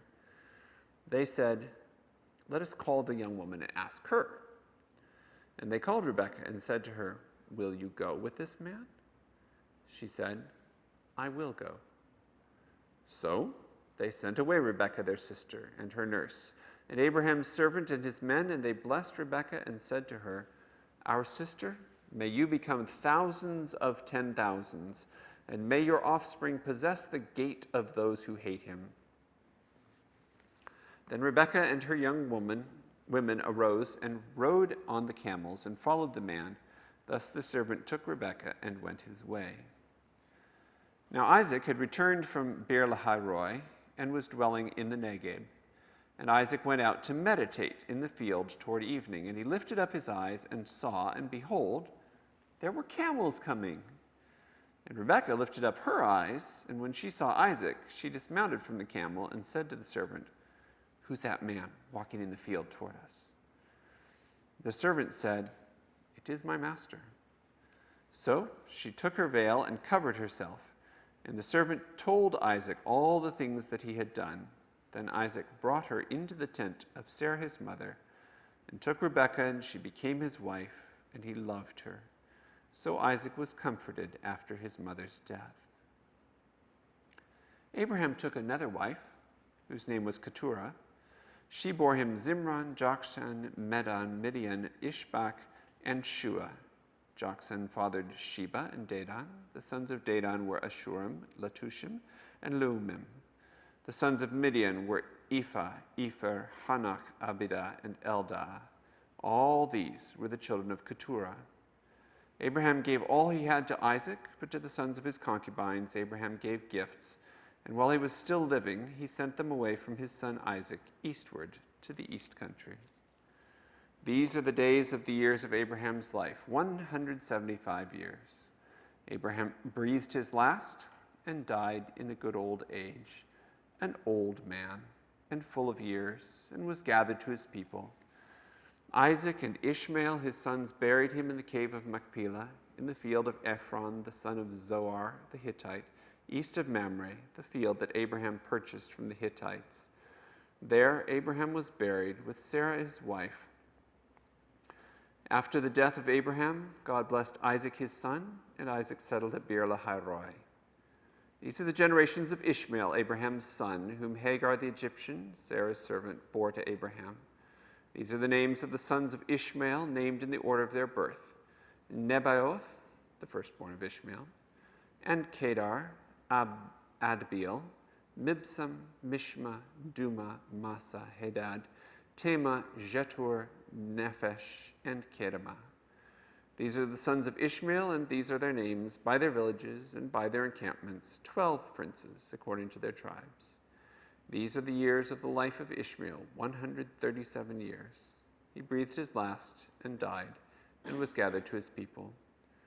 They settled from Havilah to Shur, which is opposite Egypt, in the direction of Assyria. He settled over against all his kinsmen. All right, that's about halfway. I think it's a reasonable thing to have a break at this point, and I'll pick it up from there in 5-10 minutes. Abraham fathered Isaac, and Isaac was 40 years old when he took Rebekah, the daughter of Bethuel, the Aramean of Paddan Aram, the sister of Laban, the Aramean, to be his wife. And Isaac prayed to the Lord for his wife, because she was barren. And the Lord granted his prayer, and Rebekah his wife conceived. The children struggled within her, and she said, "If it is thus, why is this happening to me?" So she went to inquire of the Lord, and the Lord said to her, "Two nations are in your womb, and two peoples from within you shall be divided. The one shall be stronger than the other. The older shall serve the younger." When her days to give birth were completed, behold, there were twins in her womb. The first came out red, all his body like a hairy cloak, so they called his name Esau.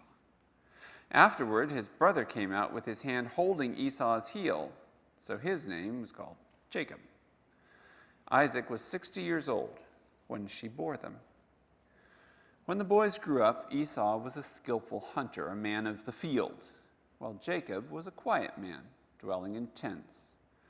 Isaac loved Esau because he ate of his game, but Rebekah loved Jacob. Once, when Jacob was cooking stew, Esau came in from the field, and he was exhausted, and Esau said to Jacob, "Let me eat some of that red stew, for I'm exhausted." Therefore his name was called Edom. Jacob said, "Sell me your birthright now." Esau said, "I'm about to die. Of what use is a birthright to me?" Jacob said, "Swear to me now." So he swore to him and sold his birthright to Jacob. Then Jacob gave Esau bread and lentil stew, and he ate and drank and rose and went his way. Thus Esau despised his birthright.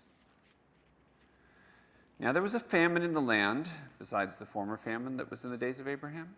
And Isaac went to Gerar, to Abimelech, king of the Philistines, and the Lord appeared to him and said, "Do not go down to Egypt. Dwell in the land of which I shall tell you. Sojourn in this land, and I will be with you and will bless you. For to you and to your offspring I will give all these lands, and I will establish the oath that I swore to Abraham your father. I will multiply your offspring as the stars of heaven, and I will give to your offspring all these lands. And in your offspring all the nations of the earth shall be blessed, because Abraham obeyed my voice and kept my charge, my commandments, my statutes, and my laws." So Isaac settled in Gerar. When the men of that place asked him about his wife, she said, "He is my sister." For he feared to say, my wife, thinking, lest the men of this place should kill me because of Rebekah, because she was attractive in appearance. When he had been there a long time, Abimelech, king of the Philistines, looked out of a window and saw Isaac laughing with Rebekah his wife. So Abimelech called Isaac and said, behold, she is your wife. How then could you say she is my sister? Isaac said to him, because I thought, lest I die because of her. Abimelech said, what is this you have done to us? One of the people might easily have lain with your wife, and you would have brought guilt upon us. So Abimelech warned all the people, saying, whoever touches this man or his wife shall surely be put to death. And Isaac sowed in that land and reaped in the same year 100-fold. The Lord blessed him, and the man became rich and gained more and more until he became very wealthy. He had possessions of flocks and herds and many servants, so that the Philistines envied him. Now, the Philistines had stopped and filled with earth all the wells that his father's servants had dug in the days of Abraham his father. And Abimelech said to Isaac, go away from us, for you are much mightier than we. So Isaac departed from there and encamped in the land of Gerar and settled there. And Isaac dug again the wells of water that had been dug in the days of Abraham his father, which the Philistines had stopped up after the death of Abraham. And he gave them the names that his father had given them. But when Isaac's servants dug in the valley and found there a spring of water, the herdsmen of Gerar quarreled with Isaac's herdsmen, saying, the water is ours. So he called the name of the well Esek, because they contended with him. Then they dug another well, and they quarreled over that also, so he called its name Sitnah. And he moved from there and dug another well, and they did not quarrel over it, so he called its name Rehoboth. Sorry. Saying, for now the Lord has made room for us, and we shall be fruitful in the land.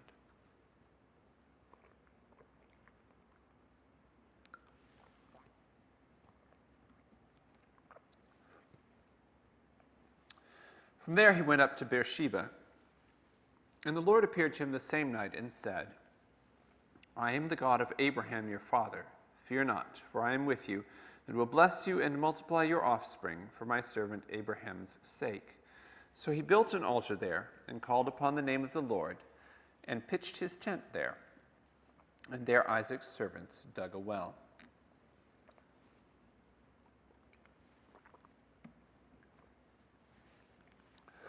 When Abimelech went to him from Gerar with Ahuzath his advisor and Phicol the commander of his army, Isaac said to them, why have you come to me, seeing that you hate me and have sent me away from you? They said, we see plainly that the Lord has been with you. So we said, let there be a sworn pact between us, between you and us, and let us make a covenant with you, that you will do us no harm, just as we have not touched you and have done you nothing but good, and have sent you away in peace. You are now the blessed of the Lord. So he made them a feast, and they ate and drank. In the morning they rose early and exchanged oaths, and Isaac sent them on their way, and they departed from him in peace. That same day Isaac's servants came and told him about the well that they had dug, and said to him, we have found water.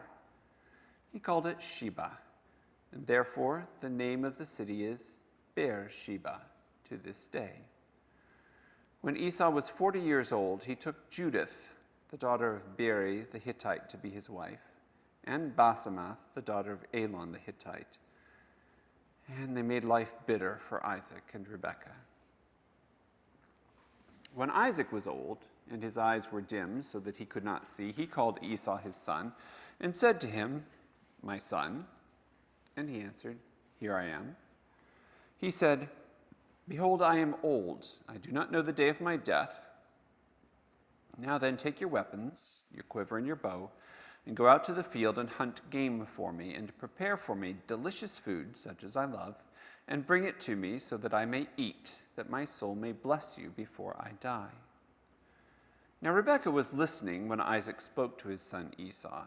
So when Esau went to the field to hunt for game and bring it, Rebekah said to her son Jacob, I heard your father speak to your brother Esau. Bring me game and prepare for me delicious food that I may eat it and bless you before the Lord before I die. Now therefore, my son, obey my voice as I command you. Go to the flock and bring me 2 young goats, so that I may prepare from them delicious food for your father such as he loves. And you shall bring it to your father to eat, so that he may bless you before he dies. But Jacob said to Rebekah his mother, Behold, my brother Esau is a hairy man. I am a smooth man. Perhaps my father will feel me, and I shall seem to be mocking him and bring a curse upon myself and not a blessing. His mother said to him, Let your curse be on me, my son. Only obey my voice and go and bring them to me. So he went and took them and brought them to his mother, and his mother prepared delicious food such as his father loved. Then Rebekah took the best garments of Esau, her older son, which were with her in the house, and put them on Jacob, her younger son. And the skins of the young goats she put on his hands and on the smooth part of his neck. And she put the delicious food and the bread which she had prepared into the hand of her son Jacob. So he went in to his father and said, My father. And he said, Here I am. Who are you, my son? Jacob said to his father, I am Esau, your firstborn. I have done as you told me. Now sit up and eat of my game, so that your soul may bless me. But Isaac said to his son, How is it that you found it so quickly, my son? He answered, Because the Lord your God granted me success. Then Isaac said to Jacob, Please come near, that I may feel you, my son, to know whether you really are my son Esau or not. So Jacob went near to Isaac his father, who felt him and said, The voice is Jacob's voice, but the hands are the hands of Esau. And he did not recognize him, because his hands were hairy, like his brother Esau's hands. So he blessed him. He said, Are you really my son Esau? He answered, I am. Then he said, Bring it near me, that I may eat of my son's game and bless you. So he brought it near to him, and he ate. And he brought him wine, and he drank. Then his father Isaac said to him, Come near and kiss me, my son. So he came near and kissed him. And Isaac smelled the smell of his garments, and blessed him, and said, See, the smell of my son is as the smell of a field that the Lord has blessed. May God give you of the dew of heaven and of the fatness of the earth and plenty of grain and wine. Let peoples serve you and nations bow down to you. Be Lord over your brothers, and may your mother's sons bow down to you. Cursed be everyone who curses you, and blessed be everyone who blesses you. As soon as Isaac had finished blessing Jacob, when Jacob had scarcely gone out from the presence of Isaac his father, Esau his brother came in from his hunting. He also prepared delicious food and brought it to his father. And he said to his father, Let my father arise and eat of his son's game, that you may bless me. His father Isaac said to him, Who are you? He answered, I'm your son, your firstborn Esau. Then Isaac trembled very violently and said, Who was it then that hunted game and brought it to me? And I ate it all before you came, and I've blessed him. Yes, and he shall be blessed. As soon as Esau heard the words of his father, he cried out with an exceedingly great and bitter cry, and said to his father, Bless me, even me also, O my father. But he said, Your brother came in deceitfully, and he has taken away your blessing. Esau said, Is he not rightly named Jacob?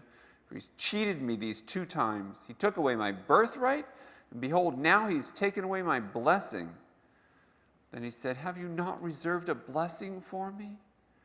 Isaac answered and said to Esau, Behold, I've made him lord over you, and all his brothers I've given to him for servants, and with grain and wine I've sustained him. What then can I do for you, my son? Esau said to his father, "Have you but one blessing, my father? Bless me, even me also, O my father." And Esau lifted up his voice and wept. Then Isaac his father answered and said to him, "Behold, away from the fatness of the earth shall your dwelling be, and away from the dew of heaven on high. By your sword you shall live, and you shall serve your brother. But when you grow restless, you shall break his yoke from your neck." Now Esau hated Jacob because of the blessing with which his father had blessed him.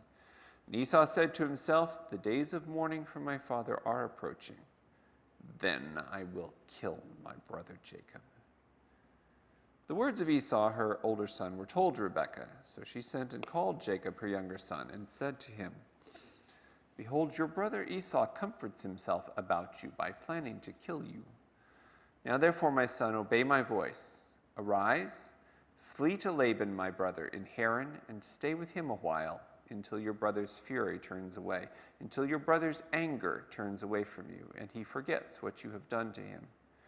Then I will send and bring you from there. Why should I be bereft of you both in one day?" Then Rebekah said to Isaac, "I loathe my life because of the Hittite women. If Jacob marries one of the Hittite women like these, one of the women of the land, what good will my life be?"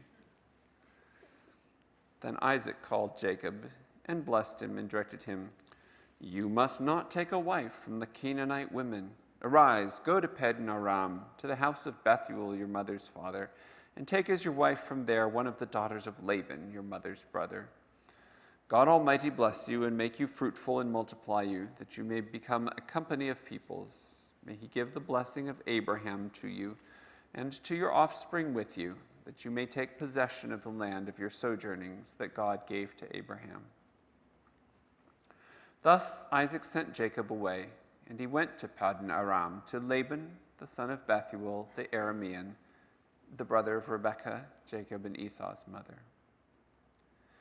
Now Esau saw that Isaac had blessed Jacob and sent him away to Padan Aram to take a wife from there, and that, as he blessed him, he directed him, "You must not take a wife from the Canaanite women," and that Jacob had obeyed his father and his mother and gone to Padan Aram. So when Esau saw that the Canaanite women did not please Isaac his father, Esau went to Ishmael and took as his wife, besides the wives he had, Mahalath, the daughter of Ishmael, Abraham's son, the sister of Nebaioth. Jacob left Beersheba and went toward Haran. And he came to a certain place and stayed there that night, because the sun had set. Taking one of the stones of the place, he put it under his head and lay down in that place to sleep. And he dreamed, and behold, there was a ladder set up on the earth, and the top of it reached to heaven. And behold, the angels of God were ascending and descending on it.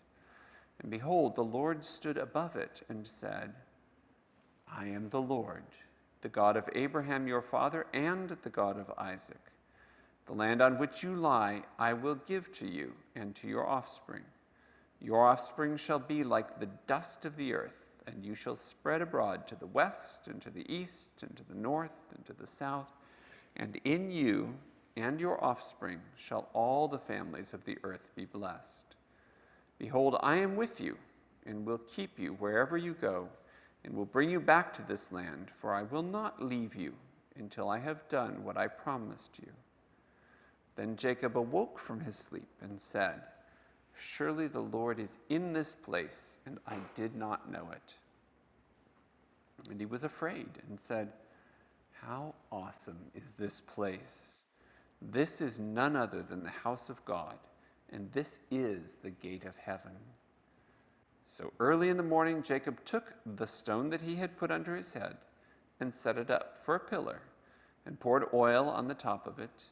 He called the name of that place Bethel, but the name of the city was Luz at first. Then Jacob made a vow, saying, "If God will be with me and will keep me in this way that I go, and will give me bread to eat and clothing to wear, so that I come again to my father's house in peace, then the Lord shall be my God, and this stone, which I have set up for a pillar, shall be God's house. And of all that you give me, I will give a full tenth to you." Then Jacob went on his journey and came to the land of the people of the east. As he looked, he saw a well in the field, and behold, 3 flocks of sheep lying beside it, for out of that well the flocks were watered. The stone on the well's mouth was large, and when all the flocks were gathered there, the shepherds would roll the stone from the mouth of the well and water the sheep, and put the stone back in its place over the mouth of the well. Jacob said to them, "My brothers, where do you come from?" They said, "We are from Haran." He said to them, "Do you know Laban, the son of Nahor?" And they said, "We know him." He said to them, "Is it well with him?" They said, "It is well. And see, Rachel his daughter is coming with the sheep." He said, "Behold, it is still high day. It is not time for the livestock to be gathered together. Water the sheep and go pasture them." But they said, "We cannot until all the flocks are gathered together and the stone is rolled from the mouth of the well. Then we water the sheep." While he was still speaking with them, Rachel came with her father's sheep, for she was a shepherdess.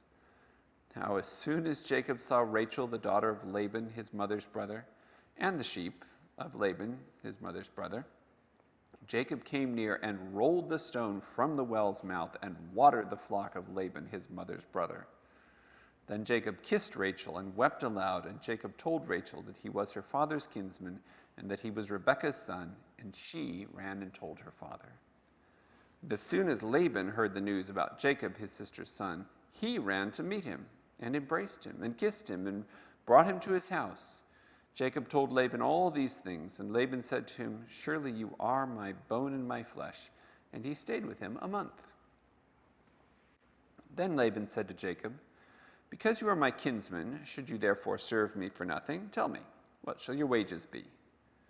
Now Laban had 2 daughters. The name of the older was Leah, and the name of the younger was Rachel. Leah's eyes were weak, but Rachel was beautiful in form and appearance.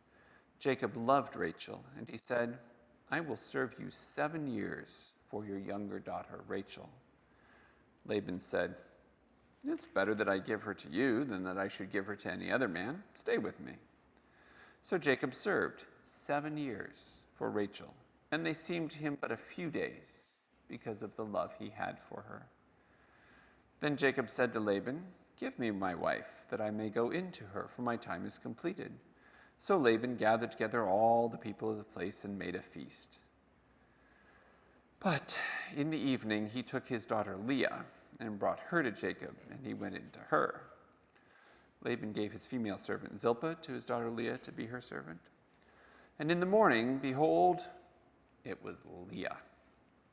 And Jacob said to Laban, "What is this you've done to me? Did I not serve with you for Rachel? Why then have you deceived me?" Laban said, "It's not done so in our country to give the younger before the firstborn.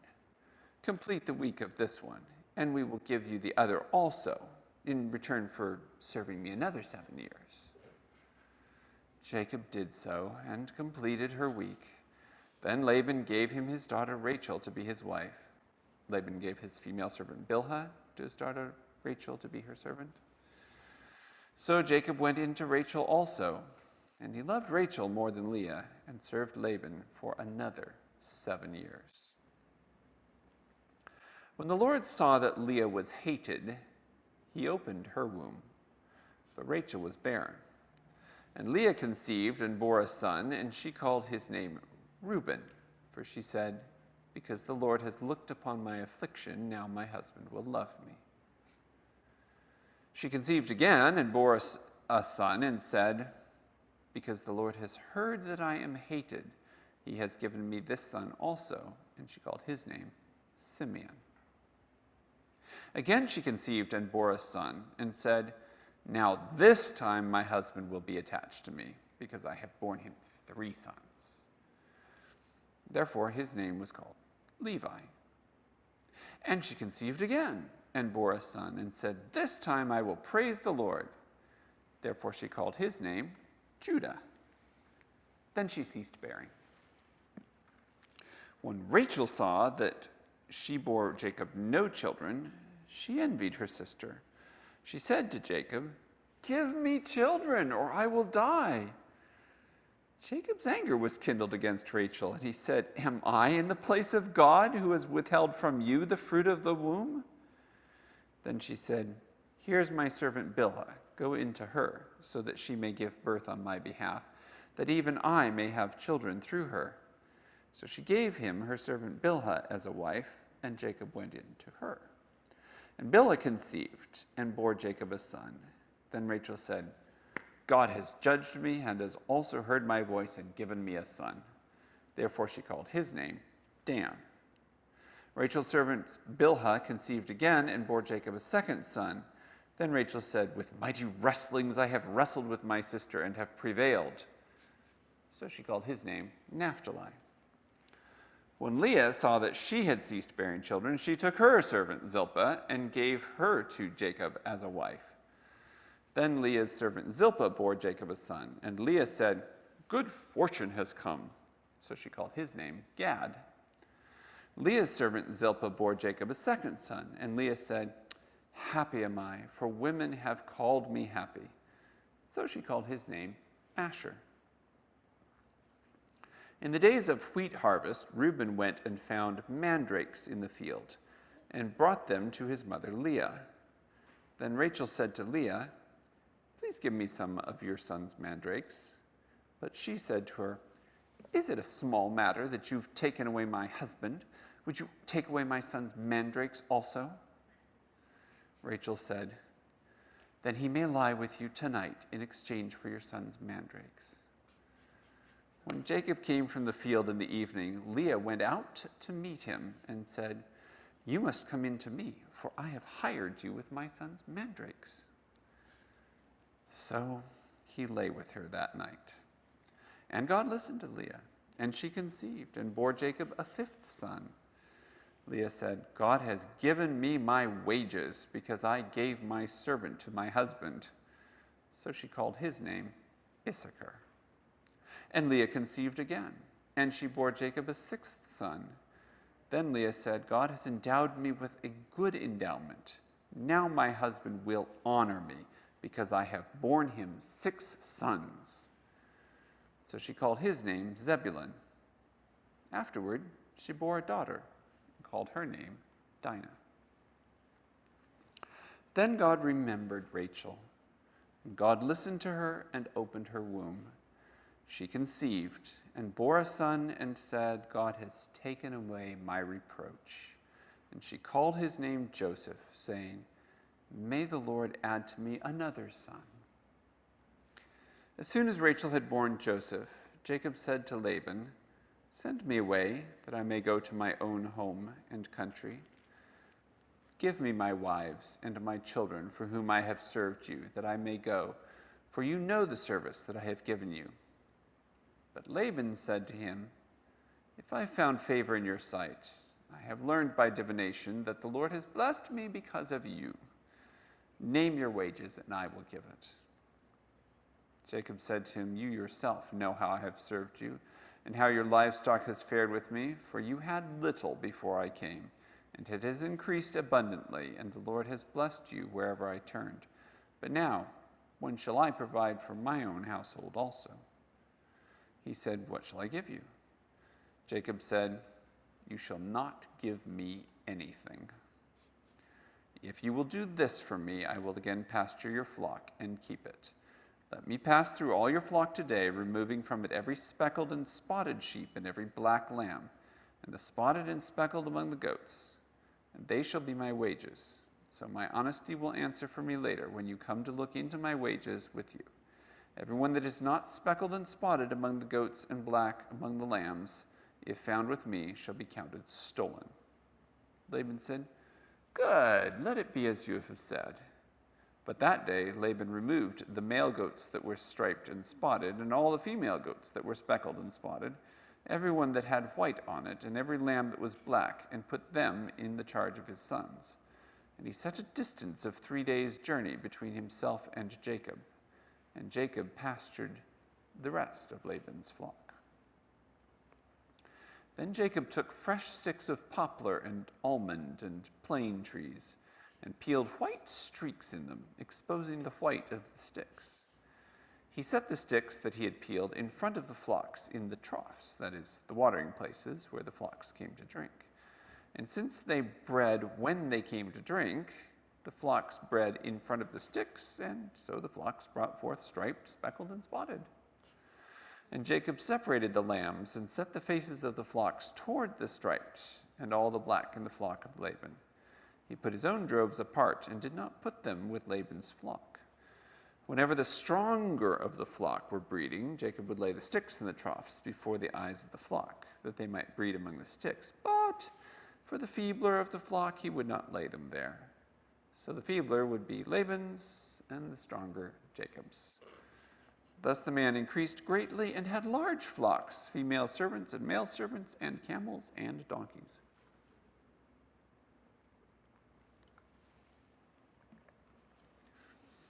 Now Jacob heard that the sons of Laban were saying, Jacob has taken all that was our father's, and from what was our father's he has gained all this wealth. And Jacob saw that Laban did not regard him with favor as before. Then the Lord said to Jacob, return to the land of your fathers and to your kindred, and I will be with you. So Jacob sent and called Rachel and Leah into the field where his flock was, and said to them, I see that your father does not regard me with favor as he did before, but the God of my father has been with me. You know that I have served your father with all my strength. Yet your father has cheated me and changed my wages 10 times. But God did not permit him to harm me. If he said, the spotted shall be your wages, then all the flocks bore spotted.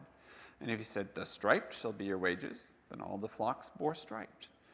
Thus God has taken away the livestock of your father and given them to me. In the breeding season of the flock, I lifted up my eyes and saw in a dream that the goats that mated with the flock were striped, spotted, and mottled. Then the angel of God said to me in the dream, Jacob. And I said, here I am. And he said, lift up your eyes and see, all the goats that mate with the flock are striped, spotted, and mottled, for I have seen all that Laban is doing to you. I am the God of Bethel, where you anointed a pillar and made a vow to me. Now, arise, go out from this land and return to the land of your kindred. Then Rachel and Leah answered and said to him, is there any portion or inheritance left to us in our father's house? Are we not regarded by him as foreigners? For he has sold us, and he has indeed devoured our money. All the wealth that God has taken away from our father belongs to us and to our children. Now then, whatever God has said to you, do. So Jacob arose and set his sons and his wives on camels. He drove away all his livestock, all his property that he had gained, the livestock in his possession that he had acquired in Paddan Aram, to go to the land of Canaan to his father Isaac. Laban had gone to shear his sheep, and Rachel stole her father's household goods. And Jacob tricked Laban the Aramean by not telling him that he intended to flee. He fled with all that he had, and arose and crossed the Euphrates and set his face toward the hill country of Gilead.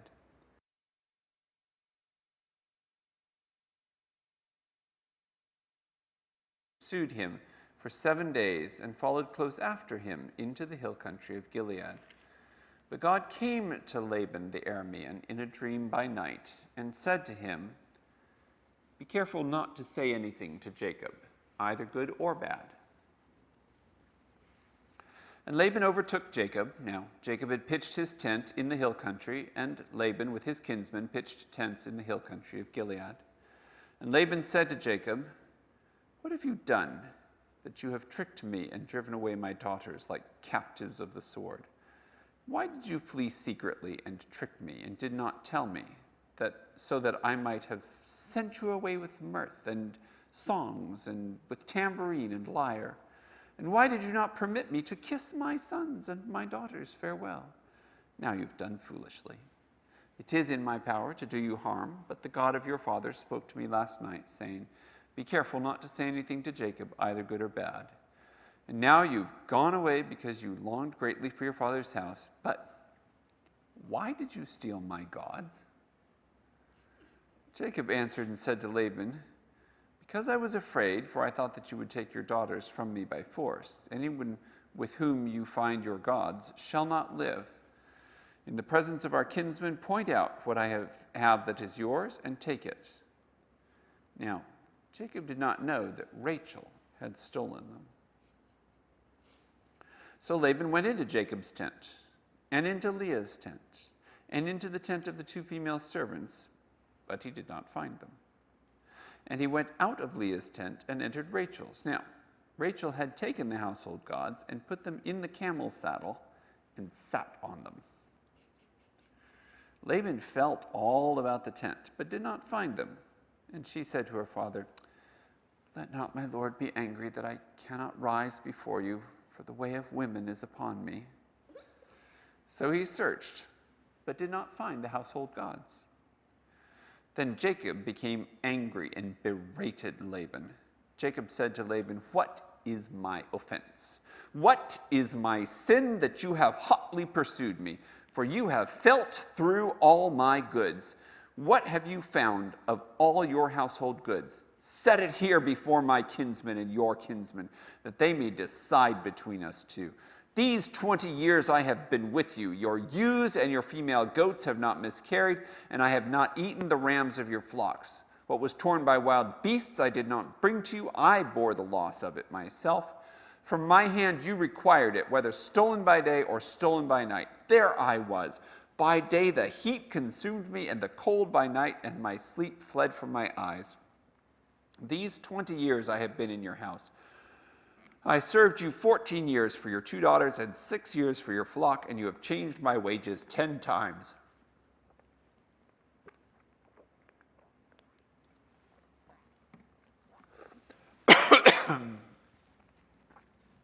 If the God of my father, the God of Abraham, and the fear of Isaac had not been on my side, surely now you would have sent me away empty-handed.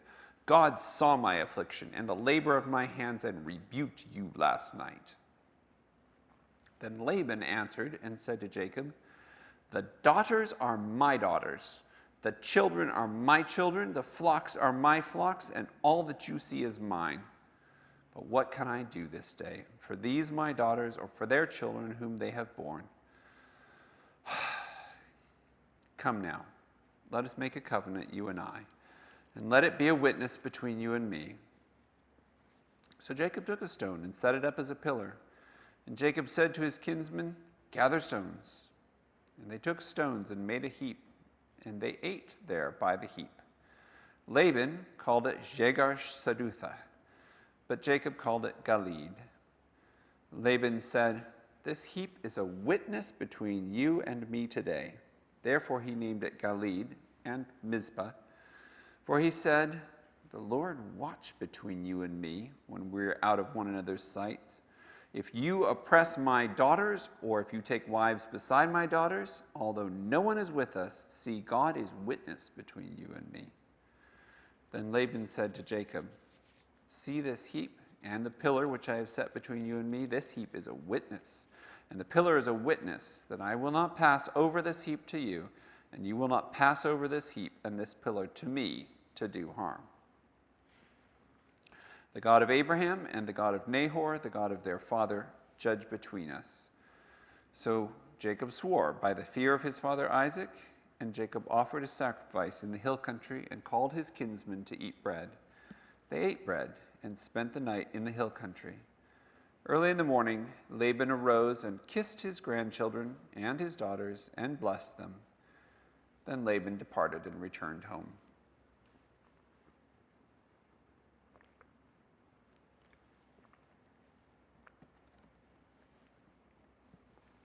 Jacob went on his way, and the angels of God met him. And when Jacob saw them, he said, this is God's camp. So he called the name of that place Mahanaim.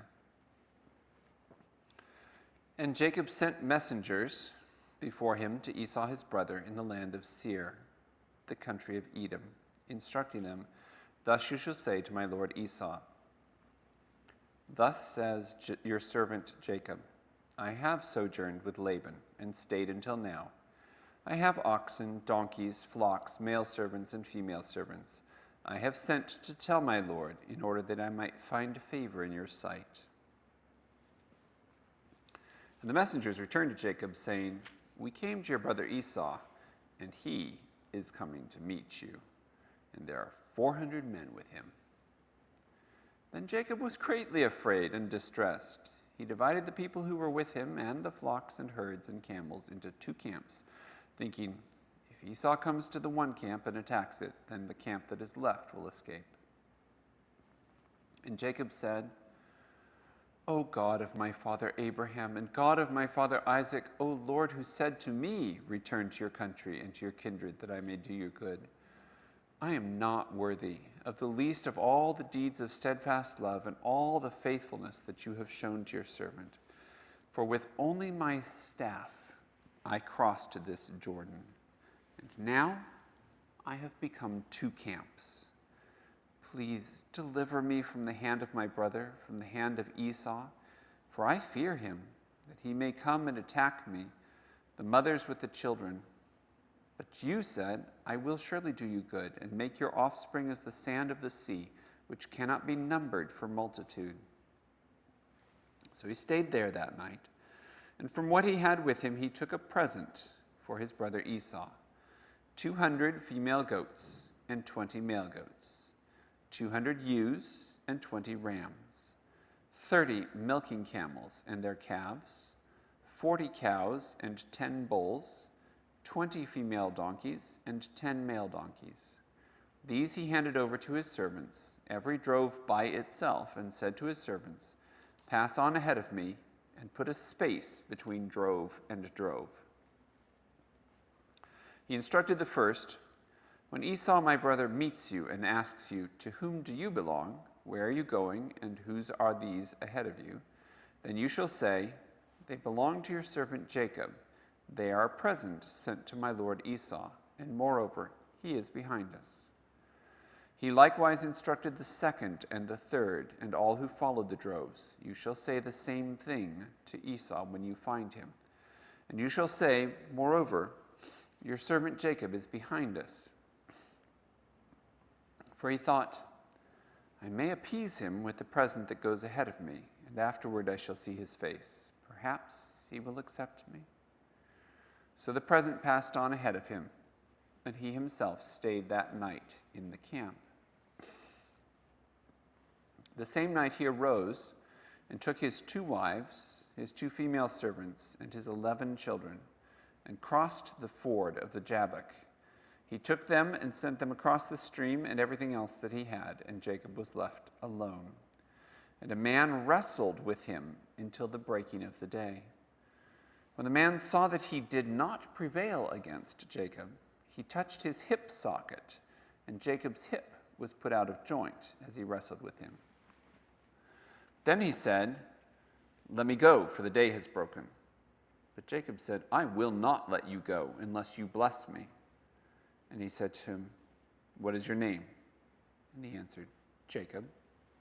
Then he said, "Your name shall no longer be called Jacob, but Israel, for you have striven with God and with men and have prevailed." Then Jacob asked him, "Please tell me your name."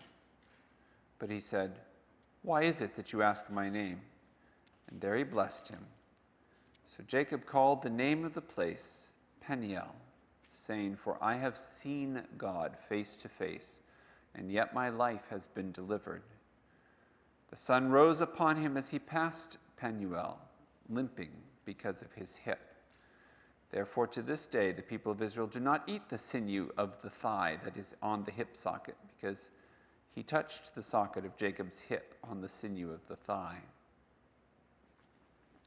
And Jacob lifted up his eyes and looked, and behold, Esau was coming, and 400 men with him. So he divided the children among Leah and Rachel and the 2 female servants. And he put the servants with their children in front, then Leah with her children, and Rachel and Joseph last of all. He himself went on before them, bowing himself to the ground 7 times until he came near to his brother. But Esau ran to meet him and embraced him and fell on his neck and kissed him, and they wept. And when Esau lifted up his eyes and saw the women and children, he said, "Whose are these with you?" Jacob said, "The children whom God has graciously given your servant." Then the servants drew near, they and their children, and bowed down. Leah likewise and her children drew near and bowed down. And last, Joseph and Rachel drew near, and they bowed down. Esau said, "What do you mean by all this company that I met?" Jacob answered, "To find favor in the sight of my Lord." But Esau said, "I have enough, my brother. Keep what you have for yourself." Jacob said, "No, please, if I have found favor in your sight, then accept my present from my hand. For I have seen your face, which is like seeing the face of God, and you have accepted me. Please accept my blessing that is brought to you, because God has dealt graciously with me, and because I have enough." Thus he urged him, and he took it. Then Esau said, "Let us journey on our way, and I will go ahead of you." But Jacob said to him, "My Lord knows that the children are frail, and that the nursing flocks and herds are a care to me. If they're driven hard for one day, all the flocks will die. Let my Lord pass on ahead of his servant, and I will lead on slowly at the pace of the livestock that are ahead of me, and at the pace of the children, until I come to my Lord in Seir." So Esau said, "Let me leave with you some of the people who are with me." But he said, "What need is there? Let me find favor in the sight of my Lord." So Esau returned that day on his way to Seir. But Jacob journeyed to Succoth and built himself a house and made booths for his livestock. Therefore the name of that place is called Succoth. And Jacob came safely to the city of Shechem, which is in the land of Canaan, on his way from Paddan Aram, and he camped before the city. And from the sons of Hamor, Shechem's father, he bought for 100 pieces of money the piece of land on which he had pitched his tent. There he erected an altar and called it El Elohe Israel.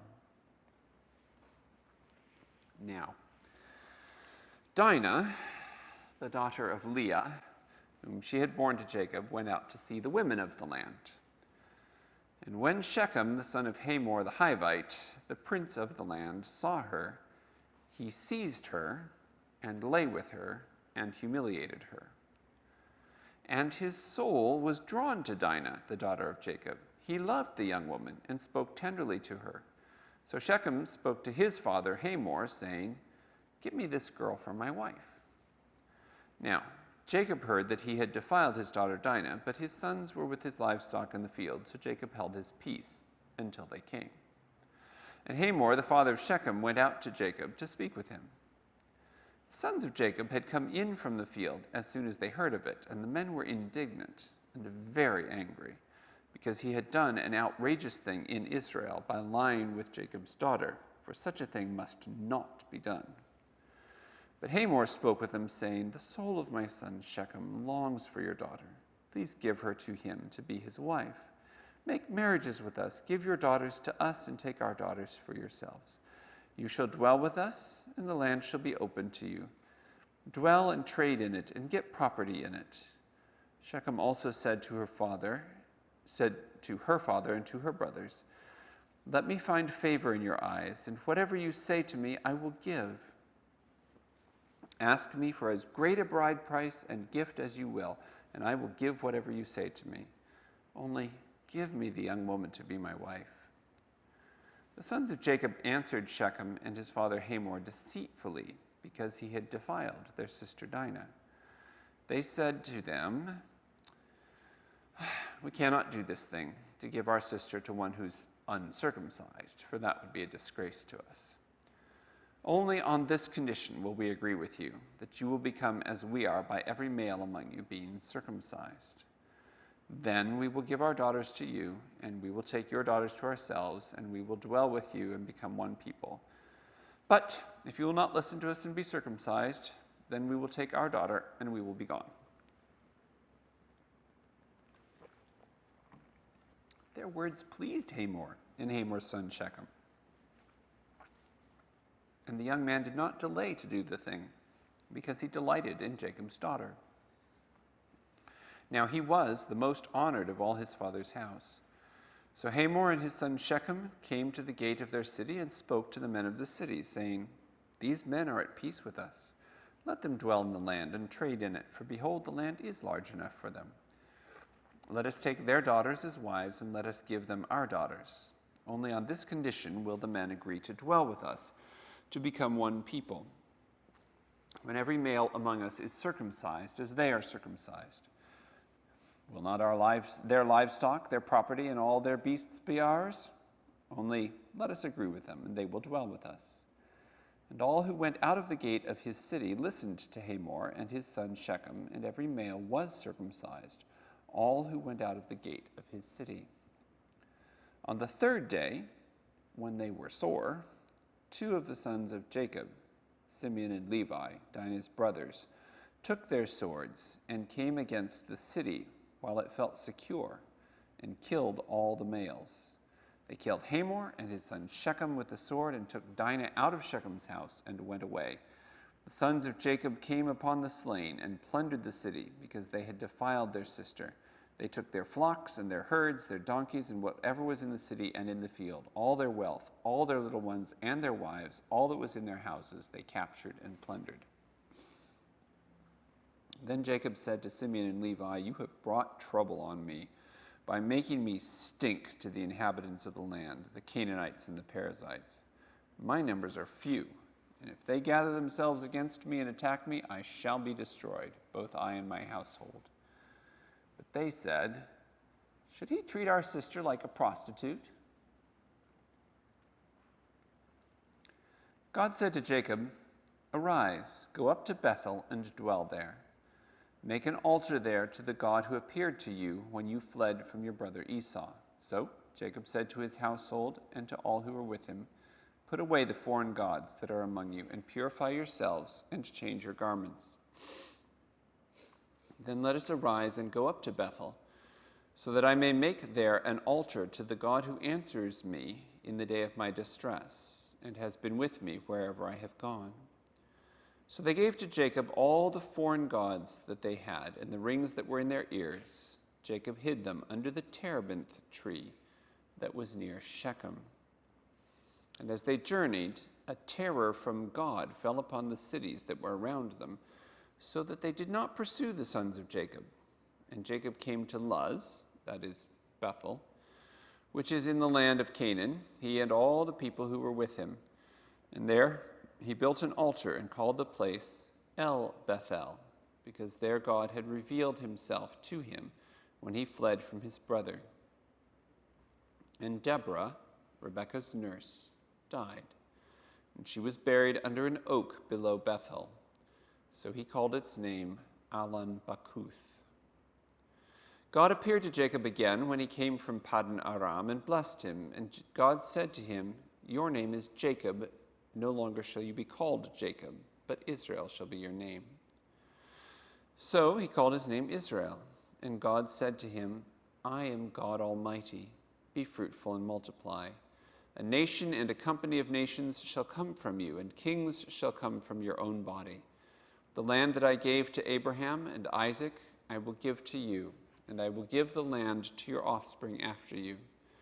Then God went up from him in the place where he had spoken with him. And Jacob set up a pillar in the place where he had spoken with him, a pillar of stone. He poured out a drink offering on it and poured oil on it. So Jacob called the name of the place where God had spoken with him, Bethel. Then he journeyed from Bethel. When they were still some distance from Ephrath, Rachel went into labor, and she had hard labor. And when her labor was at its hardest, the midwife said to her, "Do not fear, for you have another son." And as her soul was departing, for she was dying, she called his name Benoni. But his father called him Benjamin. So Rachel died, and she was buried on the way to Ephrath, that is, Bethlehem. And Jacob set up a pillar over her tomb. It is the pillar of Rachel's tomb, which is there to this day. Israel journeyed on and pitched his tent beyond the tower of Adar. While Israel lived in that land, Reuben went and lay with Bilhah, his father's concubine, and Israel heard of it. And the sons of Jacob were 12, the sons of Leah, Reuben, Jacob's firstborn, Simeon, Levi, Judah, Issachar, and Zebulun. The sons of Rachel, Joseph and Benjamin. The sons of Bilhah, Rachel's servant, Dan and Naphtali. The sons of Zilpah, Leah's servant, Gad and Asher. These were the sons of Jacob, who were born to him in Paddan Aram.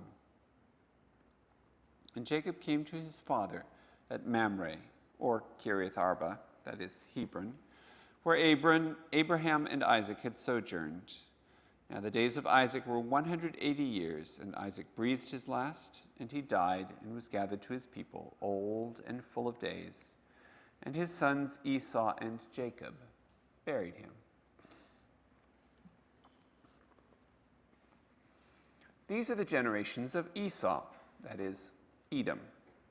Esau took his wives from the Canaanites, Adah the daughter of Elon the Hittite, Oholibamah the daughter of Anah the daughter of Zibeon the Hivite, and Basemath Ishmael's daughter, the sister of Nebaioth. And Adah bore to Esau Eliphaz, Basemath bore Reuel, and Oholibamah bore Jeush, Jalam, and Korah. These are the sons of Esau, who were born to him in the land of Canaan. Then Esau took his wives, his sons, his daughters, and all the members of his household, his livestock, all his beasts, and all his property that he had acquired in the land of Canaan. He went into a land away from his brother Jacob, for their possessions were too great for them to dwell together. The land of their sojournings would not support them because of their livestock. So Esau settled in the hill country of Seir. Esau is Edom. These are the generations of Esau, the father of the Edomites, in the hill country of Seir. These are the names of Esau's sons: Eliphaz, the son of Adah, the wife of Esau; Reuel, the son of Basemath, the wife of Esau. The sons of Eliphaz were Teman, Omar, Zepho, Gatam, and Kenaz. Timnah was a concubine of Eliphaz, Esau's son. She bore Amalek to Eliphaz. These are the sons of Adah, Esau's wife.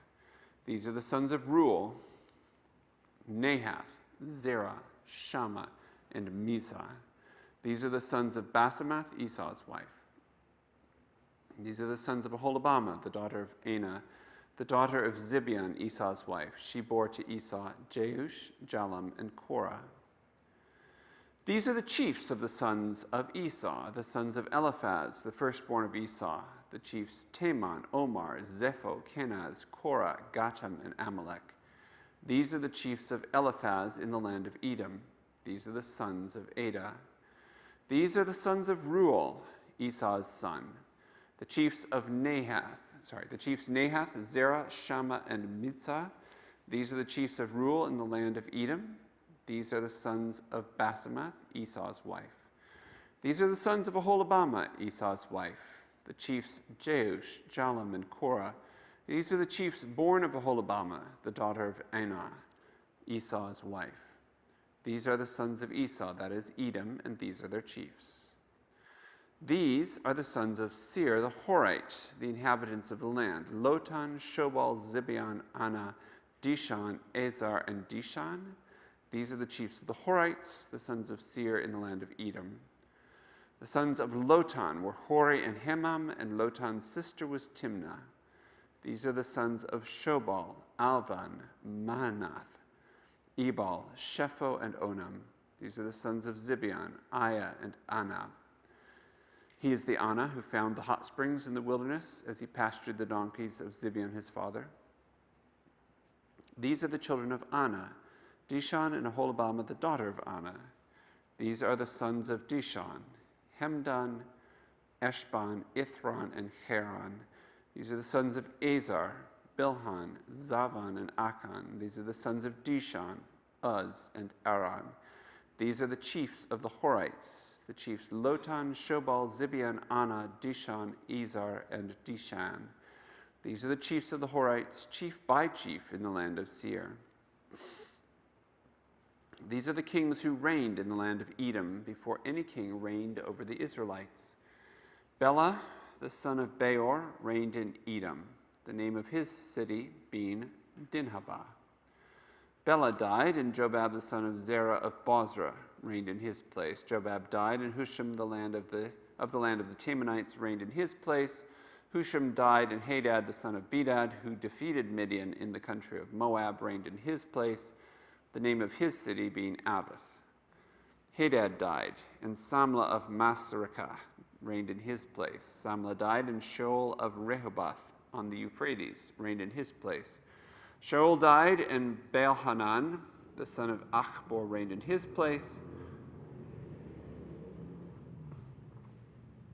Baalhanan, the son of Achbor, died, and Hadar reigned in his place, the name of his city being Pau. His wife's name was Mehetabel, the daughter of Matred, daughter of Mezahab.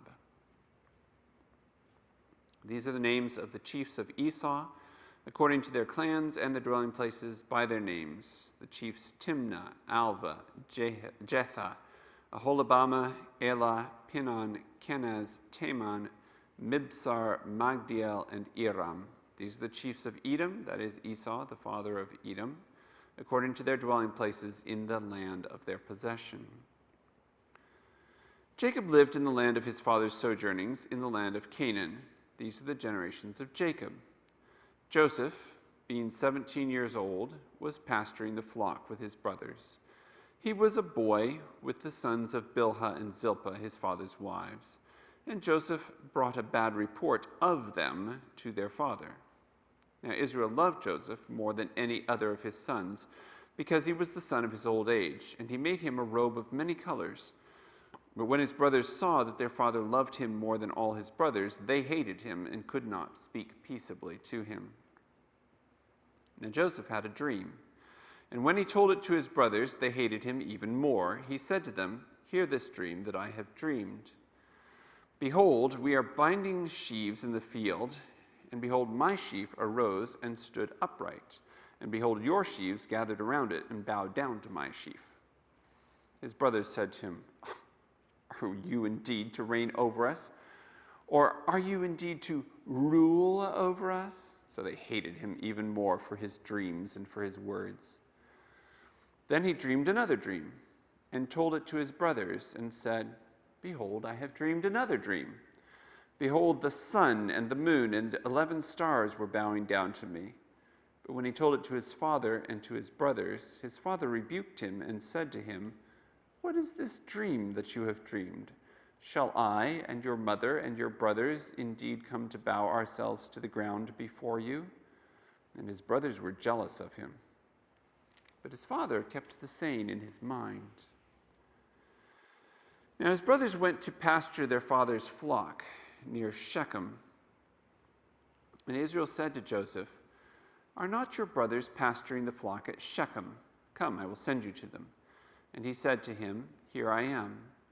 So he said to him, "Go now and see if it is well with your brothers and with the flock, and bring me word." So he sent him from the valley of Hebron, and he came to Shechem. And a man found him wandering in the fields, and the man asked him, "What are you seeking?" "I'm seeking my brothers," he said. "Tell me, please, where they are pasturing the flock." And the man said, "They've gone away, for I heard them say, 'Let us go to Dothan.'" So Joseph went after his brothers and found them at Dothan. They saw him from afar, and before he came near to them, they conspired against him to kill him. They said to one another, "Here comes this dreamer. Come now, let us kill him and throw him into one of the pits. Then we will say that a fierce animal has devoured him, and we will see what will become of his dreams." But when Reuben heard it, he rescued him out of their hands, saying, "Let us not take his life." And Reuben said to them, "Shed no blood. Throw him into this pit here in the wilderness, but do not lay a hand on him, that he might rescue him out of their hands to restore him to his father." So when Joseph came to his brothers, they stripped him of his robe, the robe of many colors that he wore, and they took him and threw him into a pit. The pit was empty, there was no water in it. Then they sat down to eat, and looking up they saw a caravan of Ishmaelites coming from Gilead, with their camels bearing gum, balm, and myrrh, on their way to carry it down to Egypt. Then Judah said to his brothers, "What profit is it if we kill our brother and conceal his blood? Come, let us sell him to the Ishmaelites, and let not our hand be on him, for he is our brother, our own flesh." And his brothers listened to him. Then Midianite traders passed by, and they drew Joseph up and lifted him out of the pit and sold him to the Ishmaelites for 20 shekels of silver. They took Joseph to Egypt. When Reuben returned to the pit and saw that Joseph was not in the pit, he tore his clothes and returned to his brothers and said, "The boy is gone, and where shall I go?" Then they took Joseph's robe and slaughtered a goat and dipped the robe in the blood. And they sent the robe of many colors and brought it to their father and said, "This we have found. Please identify whether it is your son's robe or not." And he identified it and said, "It is my son's robe. A fierce animal has devoured him. Joseph is without doubt torn to pieces." Then Jacob tore his garments and put sackcloth on his loins and mourned his son many days. All his sons and all his daughters rose up to comfort him, but he refused to be comforted and said, No, I shall go down to Sheol to my son mourning." Thus his father wept for him. Meanwhile, the Midianites had sold him in Egypt to Potiphar, an officer of Pharaoh, the captain of the guard. It happened at that time that Judah went down from his brothers and turned aside to a certain Adullamite, whose name was Hira. There Judah saw the daughter of a certain Canaanite, whose name was Shua. He took her and went into her, and she conceived and bore a son, and he called his name She conceived again and bore a son, and she called his name Onan. Yet again she bore a son, and she called his name Shelah. Judah was in Chazib when she bore him. And Judah took a wife for his firstborn, and her name was Tamar. But Judah's firstborn, was wicked in the sight of the Lord, and the Lord put him to death. Then Judah said to Onan, "Go in to your brother's wife and perform the duty of the brother-in-law to her, and raise up offspring for your brother." But Onan knew that the offspring would not be his. So whenever he went in to his brother's wife, he would waste the semen on the ground so as not to give offspring to his brother. And what he did was wicked in the sight of the Lord, and he put him to death also. Then Judah said to Tamar, his daughter-in-law, "Remain a widow in your father's house till Shelah my son grows up," for he feared that he would die like his brothers. So Tamar went and remained in her father's house. In the course of time, the wife of Judah, Shua's daughter, died. When Judah was comforted, he went up to Timnah to his sheep shearers, he and his friend Hira the Adullamite. And when Tamar was told, "Your father-in-law is going up to Timnah to shear his sheep," she took off widow's garments and covered herself with a veil, wrapping herself up, and sat at the entrance to Enaim, which is on the road to Timnah, for she saw that Shelah was grown up, and she had not been given to him in marriage. When Judah saw her, he thought she was a prostitute, for she had covered her face. He turned to her at the roadside and said, "Come, let me come in to you," for he did not know that she was his daughter-in-law. She said, "What will you give me that you may come in to me?" He answered, "I will send you a young goat from the flock." And she said, "If you will give me a pledge until you send it." He said, "What pledge shall I give you?" She replied, "Your signet and your cord and your staff that is in your hand." So he gave them to her and went in to her, and she conceived by him. Then she arose and went away, and taking off her veil, she put on the garments of her widowhood. When Judah sent the young goat by his friend the Adulamite to take back the pledge from the woman's hand, he did not find her. And he asked the men of the place, "Where is the cult prostitute who was at Enaim at the roadside?" And they said, "No cult prostitute has been here." So he returned to Judah and said, "I've not found her." Also the men of the place said, "No cult prostitute has been here." And Judah replied, "Let her keep the things as her own, or we shall be laughed at. You see, I sent this young goat, and you did not find her." About 3 months later, Judah was told, "Tamar, your daughter-in-law, has been immoral. Moreover, she is pregnant by immorality." And Judah said, "Bring her out and let her be burned." As she was being brought out, she sent word to her father-in-law, "By the man to whom these belong, I am pregnant." And she said, "Please identify whose these are, the signet and the cord and the staff." Then Judah identified them and said, "She is more righteous than I, since I did not give her to my son Shelah." And he did not know her again. When the time of her labor came, there were twins in her womb. And when she was in labor, one put out a hand, and the midwife took and tied a scarlet thread on his hand, saying, "This one came out first." But as he drew back his hand, behold, his brother came out. And she said, "What a breach you have made for yourself." Therefore his name was called Perez. Afterward his brother came out with the scarlet thread on his hand, and his name was called Zerah. Now Joseph had been brought down to Egypt, and Potiphar, an officer of Pharaoh, the captain of the guard, an Egyptian, had bought him from the Ishmaelites, who had brought him down there. The Lord was with Joseph, and he became a successful man, and he was in the house of his Egyptian master. His master saw that the Lord was with him, and that the Lord caused all that he did to succeed in his hands. So Joseph found favor in his sight, and attended him, and he made him overseer of his house, and put him in charge of all that he had. From the time that he made him overseer in his house, and over all that he had, the Lord blessed the Egyptian's house for Joseph's sake. The blessing of the Lord was on all that he had in house and field. So he left all that he had in Joseph's charge, and because of him, he had no concern about anything but the food he ate. And Joseph was handsome in form and appearance. And after a time, his master's wife cast her eyes on Joseph and said, "Lie with me." But he refused and said to his master's wife, "Behold, because of me, my master has no concern about anything in the house, and he has put everything that he has in my charge. He is not greater in this house than I am, nor has he kept back anything from me, except you, because you are his wife. How then can I do this great wickedness and sin against God?" And as she spoke to Joseph day after day, he would not listen to her, to lie beside her or to be with her.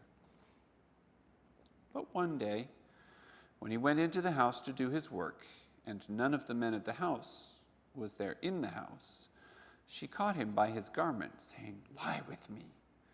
But he left his garment in her hand and fled and got out of the house. And as soon as she saw that he had left his garment in her hand and had fled out of the house, she called to the men of the household and said to them, "See, he has brought among us a Hebrew to laugh at us. He came in to lie with me, and I cried with a loud voice. And as soon as he heard that I lifted up my voice and cried, he left his garment beside me and fled and got out of the house." Then she laid up his garment by her until his master came home. And she told him the same story, saying, "The Hebrew servant whom you have brought among us came in to me to laugh at me. But as soon as I lifted up my voice and cried, he left his garment beside me and fled out of the house." As soon as his master heard the words that his wife spoke to him, "This is the way your servant treated me," his anger was kindled. And Joseph's master took him and put him into the prison, the place where the king's prisoners were confined, and he was there in prison. But the Lord was with Joseph, and showed him steadfast love, and gave him favor in the sight of the keeper of the prison. And the keeper of the prison put Joseph in charge of all the prisoners who were in the prison. Whatever was done there, he was the one who did it. The keeper of the prison paid no attention to anything that was in Joseph's charge, because the Lord was with him, and whatever he did, the Lord made it succeed. Sometime after this, the cupbearer of the king of Egypt and his baker committed an offense against their lord the king of Egypt. And Pharaoh was angry with his two officers, the chief cupbearer and the chief baker, and he put them in custody in the house of the captain of the guard, in the prison where Joseph was confined. The captain of the guard appointed Joseph to be with them, and he attended them. They continued for some time in custody. And one night, they both dreamed, the cupbearer and the baker of the king of Egypt, who were confined in the prison, each with his own dream, and each dream with its own interpretation. When Joseph came to them in the morning, he saw that they were troubled. So he asked Pharaoh's officers, who were with him in custody in his master's house, "Why are your faces downcast today?" They said to him, "We've had dreams, and there's no one to interpret them." And Joseph said to them, "Do not interpretations belong to God? Please tell them to me." So the chief cupbearer told his dream to Joseph and said to him, "In my dream there was a vine before me, and on the vine there were 3 branches. As soon as it budded, its blossoms shot forth, and the clusters ripened into grapes. Pharaoh's cup was in my hand, and I took the grapes and pressed them into Pharaoh's cup and placed the cup in Pharaoh's hand." Then Joseph said to him, "This is its interpretation. The 3 branches are 3 days. In 3 days, Pharaoh will lift up your head and restore you to your office, and you shall place Pharaoh's cup in his hand as formerly when you were his cupbearer. Only remember me when it is well with you, and please do me the kindness to mention me to Pharaoh, and so get me out of this house. For I was indeed stolen out of the land of the Hebrews, and here also I have done nothing that they should put me into the pit." When the chief baker saw that the interpretation was favorable, he said to Joseph, "I also had a dream. There were 3 cake baskets on my head, and in the uppermost basket there were all sorts of baked food for Pharaoh. But the birds were eating it out of the basket on my head." And Joseph answered and said, "This is its interpretation. The 3 baskets are 3 days. In 3 days Pharaoh will lift up your head from you and hang you on a tree, and the birds will eat the flesh from you." On the 3rd day, which was Pharaoh's birthday, he made a feast for all his servants and lifted up the head of the chief cupbearer and the head of the chief baker among his servants. He restored the chief cupbearer to his position, and he placed the cup in Pharaoh's hand, but he hanged the chief baker, as Joseph had interpreted to them. Yet the chief cupbearer did not remember Joseph, but forgot him. After 2 whole years, Pharaoh dreamed that he was standing by the Nile. And behold, there came up out of the Nile 7 cows, attractive and plump. And they fed in the reed grass. And behold, 7 other cows, ugly and thin, came up out of the Nile after them, and stood by the other cows on the bank of the Nile. And the ugly, thin cows ate up the 7 attractive, plump cows. And Pharaoh awoke.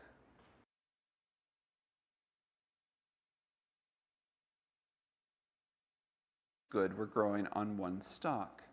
And behold, after them sprouted 7 ears, thin and blighted by the east wind. And the thin ears swallowed up the 7 plump, full ears. And Pharaoh awoke, and behold, it was a dream. So in the morning his spirit was troubled, and he sent and called for all the magicians of Egypt and all its wise men. Pharaoh told them his dreams, but there was none who could interpret them to Pharaoh. Then the chief cupbearer said to Pharaoh, "I remember my offenses today. When Pharaoh was angry with his servants and put me and the chief baker in custody in the house of the captain of the guard, we dreamed on the same night, he and I, each having a dream with its own interpretation. A young Hebrew was there with us, a servant of the captain of the guard. When we told him, he interpreted our dreams to us, giving an interpretation to each man according to his dream. And as he interpreted to us, so it came about. I was restored to my office, and the baker was hanged." Then Pharaoh sent and called Joseph, and they quickly brought him out of the pit. And when he had shaved himself and changed his clothes, he came in before Pharaoh, and Pharaoh said to Joseph, I have had a dream, and there is no one to interpret it. I have heard it said of you that when you hear a dream, you can interpret it. Joseph answered Pharaoh, It's not in me. God will give Pharaoh a favorable answer. Then Pharaoh said to Joseph, Behold, in my dream I was standing on the banks of the Nile. 7 cows, plump and attractive, came up out of the Nile and fed in the reed grass. 7 other cows came up after them, poor and very ugly and thin, such as I had never seen in all the land of Egypt. And the thin, ugly cows ate up the first 7 plump cows. But when they had eaten them, no one would have known that they had eaten them, for they were still as ugly as at the beginning. Then I awoke. I also saw in my dream 7 ears growing on one stalk, full and good. 7 ears, thin and withered, thin and blighted by the east wind, sprouted after them, and the thin ears swallowed up the 7 good ears. And I told it to the magicians, but there was no one who could explain it to me. Then Joseph said to Pharaoh, The dreams of Pharaoh are one. God has revealed to Pharaoh what he is about to do. The 7 good cows are 7 years, and the 7 good ears are 7 years. The dreams are one. The 7 lean and ugly cows that came up after them are 7 years, and the 7 empty ears, blighted by the east wind, are also 7 years of famine. It is, as I told Pharaoh, God has shown to Pharaoh what he is about to do. There will come 7 years of great plenty throughout all the land of Egypt. But after them, there will arise 7 years of famine, and all the plenty will be forgotten in the land of Egypt. The famine will consume the land, and the plenty will be unknown in the land by reason of the famine that will follow, for it will be very severe. And the doubling of Pharaoh's dream means that the thing is fixed by God, and God will shortly bring it about. Now, therefore, let Pharaoh select a discerning and wise man and set him over the land of Egypt. Let Pharaoh proceed to appoint overseers over the land and take 1/5 of the produce of the land of Egypt during the 7 plentiful years.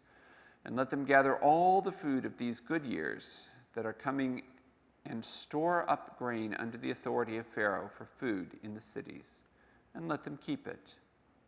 That food shall be reserved for the land against the 7 years of famine that are to occur in the land of Egypt, so that the land may not perish through the famine.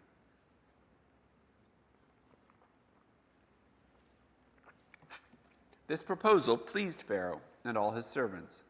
And Pharaoh said to his servants, Can we find a man like this, in whom is the Spirit of God? Then Pharaoh said to Joseph, Since God has shown you all this, there is none so discerning and wise as you are. You shall be over my house, and all my people shall order themselves as you command. Only as regards the throne will I be greater than you. And Pharaoh said to Joseph, See, I have set you over all the land of Egypt. Then Pharaoh took his signet ring from his hand and put it on Joseph's hand, and clothed him in garments of fine linen, and put a gold chain about his neck. And he made him ride in his 2nd chariot. And they called out before him, Bow the knee! Thus he set him over all the land of Egypt. Moreover, Pharaoh said to Joseph, I am Pharaoh, and without your consent, no one shall lift up hand or foot in all the land of Egypt. And Pharaoh called Joseph's name Zaphanath-Paneah, and he gave him in marriage Asenath, the daughter of Potiphera, priest of On. So Joseph went out over the land of Egypt. Joseph was 30 years old when he entered the service of Pharaoh, king of Egypt, and Joseph went out from the presence of Pharaoh and went through all the land of Egypt. During the 7 plentiful years, the earth produced abundantly, and he gathered up all the food of these 7 years, which occurred in the land of Egypt, and put the food in the cities. He put in every city the food from the fields around it, and Joseph stored up grain in great abundance, like the sand of the sea, until he ceased to measure it, for it could not be measured.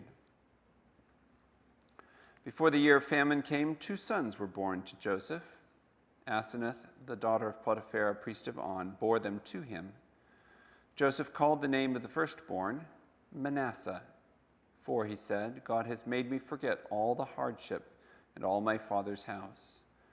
The name of the second he called Ephraim, for God has made me fruitful in the land of my affliction.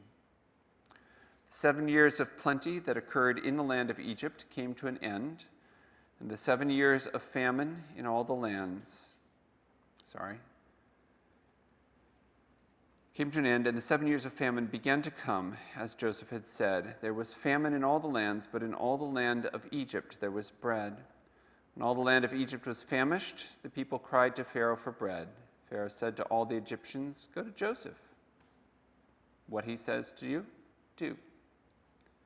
So when the famine had spread over all the land, Joseph opened all the storehouses and sold to the Egyptians, for the famine was severe in the land of Egypt. Moreover, all the earth came to Egypt to Joseph to buy grain, because the famine was severe over all the earth. When Jacob learned that there was grain for sale in Egypt, he said to his sons, "Why do you look at one another?" And he said, "Behold, I've heard that there is grain for sale in Egypt. Go down and buy grain for us there, that we may live and not die." So 10 of Joseph's brothers went down to buy grain in Egypt. But Jacob did not send Benjamin, Joseph's brother, with his brothers, for he feared that harm might happen to him.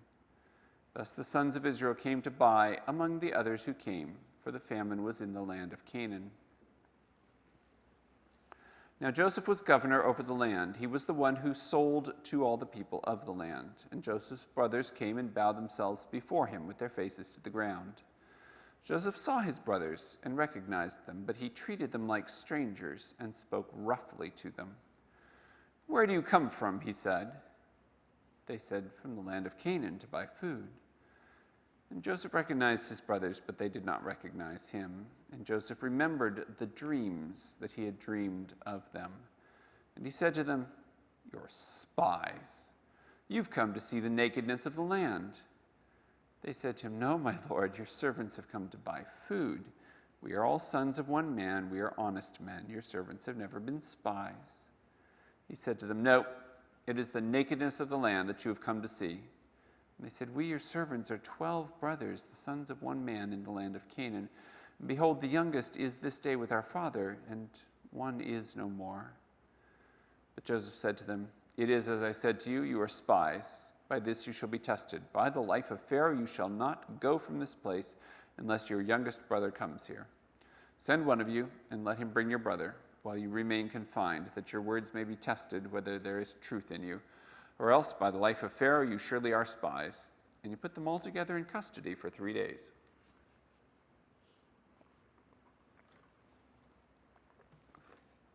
On the 3rd day, Joseph said to them, "Do this and you will live, for I fear God.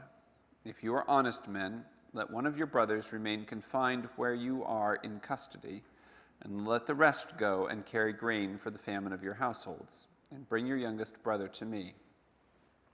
So your words will be verified, and you shall not die." And they did so. Then they said to one another, "In truth, we are guilty concerning our brother, in that we saw the distress of his soul when he begged us, and we did not listen. That is why this distress has come upon us." And Reuben answered them, "Did I not tell you not to sin against the boy? But you did not listen. So now there comes a reckoning for his blood." They did not know that Joseph understood them, for there was an interpreter between them. Then he turned away from them and wept, and he returned to them and spoke to them. And he took Simeon from them and bound him before their eyes. And Joseph gave orders to fill their bags with grain, and to replace every man's money in his sack, and to give them provisions for the journey. This was done for them. Then they loaded their donkeys with their grain and departed. And as one of them opened his sack to give his donkey fodder at the lodging place, he saw his money in the mouth of his sack. He said to his brothers, "My money has been put back. Here it is in the mouth of my sack." At this their hearts failed them, and they turned trembling to one another, saying, "What is this that God has done to us?" Then they came to Jacob their father in the land of Canaan. They told him all that had happened to them, saying, "The man, the lord of the land, spoke roughly to us and took us to be spies of the land. But we said to him, 'We're honest men. We have never been spies. We're 12 brothers, sons of our father. One is no more, and the youngest is this day with our father in the land of Canaan.' Then the man, the lord of the land, said to us, 'By this I shall know that you are honest men. Leave one of your brothers with me, and take grain for the famine of your households, and go your way. Bring your youngest brother to me, then I shall know that you are not spies, but honest men, and I will deliver your brother to you, and you shall trade in the land.' As they emptied their sacks, behold, every man's bundle of money was in his sack. And when they and their father saw the bundles of money, they were afraid. And Jacob their father said to them, 'You have bereaved me of my children. Joseph is no more, and Simeon is no more, and now you would take Benjamin. All this has come against me.' Then Reuben said to his father, 'Kill my 2 sons if I do not bring him back to you. Put him in my hands, and I will bring him back to you.' But he said, 'My son shall not go down with you, for his brother is dead, and he is the only one left. If harm should happen to him on the journey that you are to make, you would bring down my gray hairs with sorrow to Sheol.' Now the famine was severe in the land, and when they had eaten the grain that they had brought from Egypt, their father said to them, 'Go again, buy us a little food.' But Judah said to him, 'The man solemnly warned us, saying, You shall not see my face unless your brother is with you. If you will send our brother with us, we will go down and buy food. But if you will not send him, we will not go down. For the man said to us, You shall not see my face unless your brother is with you.' Israel said, 'Why did you treat me so badly as to tell the man that you had another brother?' They replied, 'The man questioned us carefully about ourselves and our kindred, saying, Is your father still alive? Do you have another brother?' What we told him was in answer to these questions. Could we in any way know that he would say, Bring your brother down?' And Judah said to Israel his father, 'Send the boy with me, and we will arise and go, that we may live and not die, both we and you, and also our little ones. I will be a pledge of his safety. From my hand you shall require him. If I do not bring him back to you and set him before you, then let me bear the blame forever. If we'd not delayed, we would now have returned twice.' Then their father Israel said to them, 'If it must be so, then do this. Take some of the choice fruits of the land in your bags and carry a present down to the man, a little balm, and a little honey, gum, myrrh, pistachio nuts, and almonds. Take double the money with you. Carry back with you the money that was returned in the mouth of your sacks. Perhaps it was an oversight. Take also your brother and arise, go again to the man. May God Almighty grant you mercy before the man, and may he send back your other brother and Benjamin. And as for me, if I am bereaved of my children, I am bereaved.' So the men took this present, and they took double the money with them and Benjamin. They arose and went down to Egypt and stood before Joseph.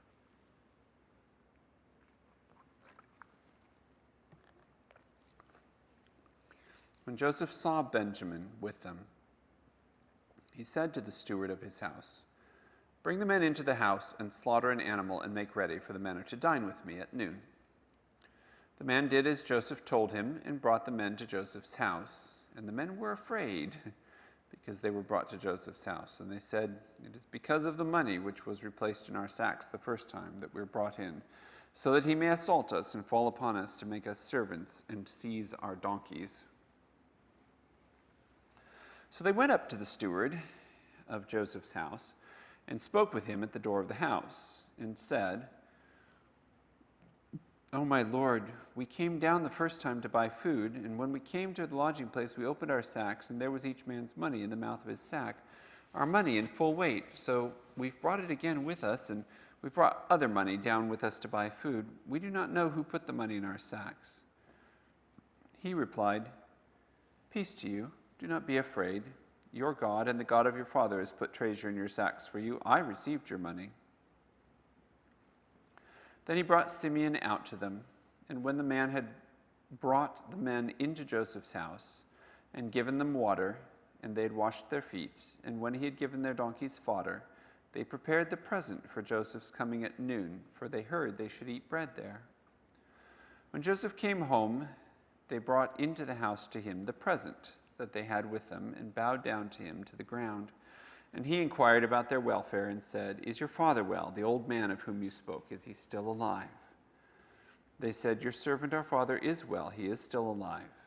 And they bowed their heads and prostrated themselves. And he lifted up his eyes and saw his brother Benjamin, his mother's son, and said, "Is this your youngest brother of whom you spoke to me? God be gracious to you, my son." Then Joseph hurried out, for his compassion grew warm for his brother, and he sought a place to weep. And he entered his chamber and wept there. Then he washed his face and came out, and controlling himself, he said, "Serve the food." They served him by himself, and them by themselves, and the Egyptians who ate with him by themselves, because the Egyptians could not eat with the Hebrews, for that's an abomination to the Egyptians. And they sat before him, the firstborn according to his birthright, and the youngest according to his youth. And the men looked at one another in amazement. Portions were taken to them from Joseph's table, but Benjamin's portion was 5 times as much as any of theirs. And they drank and were merry with him. Then he commanded the steward of his house, "Fill the men's sacks with food, as much as they can carry, and put each man's money in the mouth of his sack, and put my cup, the silver cup, in the mouth of the sack of the youngest, with his money for the grain." And he did as Joseph told him. As soon as the morning was light, the men were sent away with their donkeys. They had gone only a short distance from the city. Now Joseph said to his steward, "Up, follow after the men, and when you overtake them, say to them, 'Why have you repaid evil for good? Is it not from this that my Lord drinks, and by this that he practices divination? You have done evil in doing this.'" When he overtook them, he spoke to them these words. They said to him, Why does my Lord speak such words as these? Far be it from your servants to do such a thing. Behold, the money that we found in the mouths of our sacks we brought back to you from the land of Canaan. How then could we steal silver or gold from your Lord's house?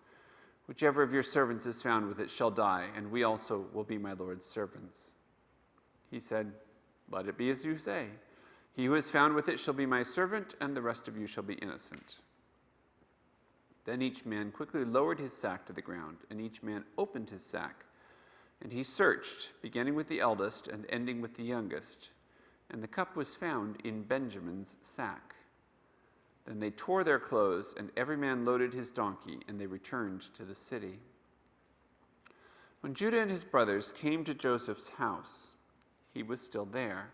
They fell before him to the ground. Joseph said to them, "What deed is this that you have done? Do you not know that a man like me can indeed practice divination?" And Judah said, "What can we say, my Lord? What shall we speak, or how can we clear ourselves? God has found out the guilt of your servants. Behold, we are my Lord's servants, both we and he also in whose hand the cup has been found." But he said, "Far be it from me that I should do so. Only the man in whose hand the cup was found shall be my servant. But as for you, go up in peace to your father." Then Judah went up to him and said, "O my Lord, please let your servant speak a word in my Lord's ears, and let not your anger burn against your servant, for you are like Pharaoh himself. My Lord asked his servants, saying, 'Have you a father or brother?' And we said to my Lord, 'We have a father, an old man, and a younger brother, the child of his old age. His brother is dead, and he alone is left of his mother's children, and his father loves him.'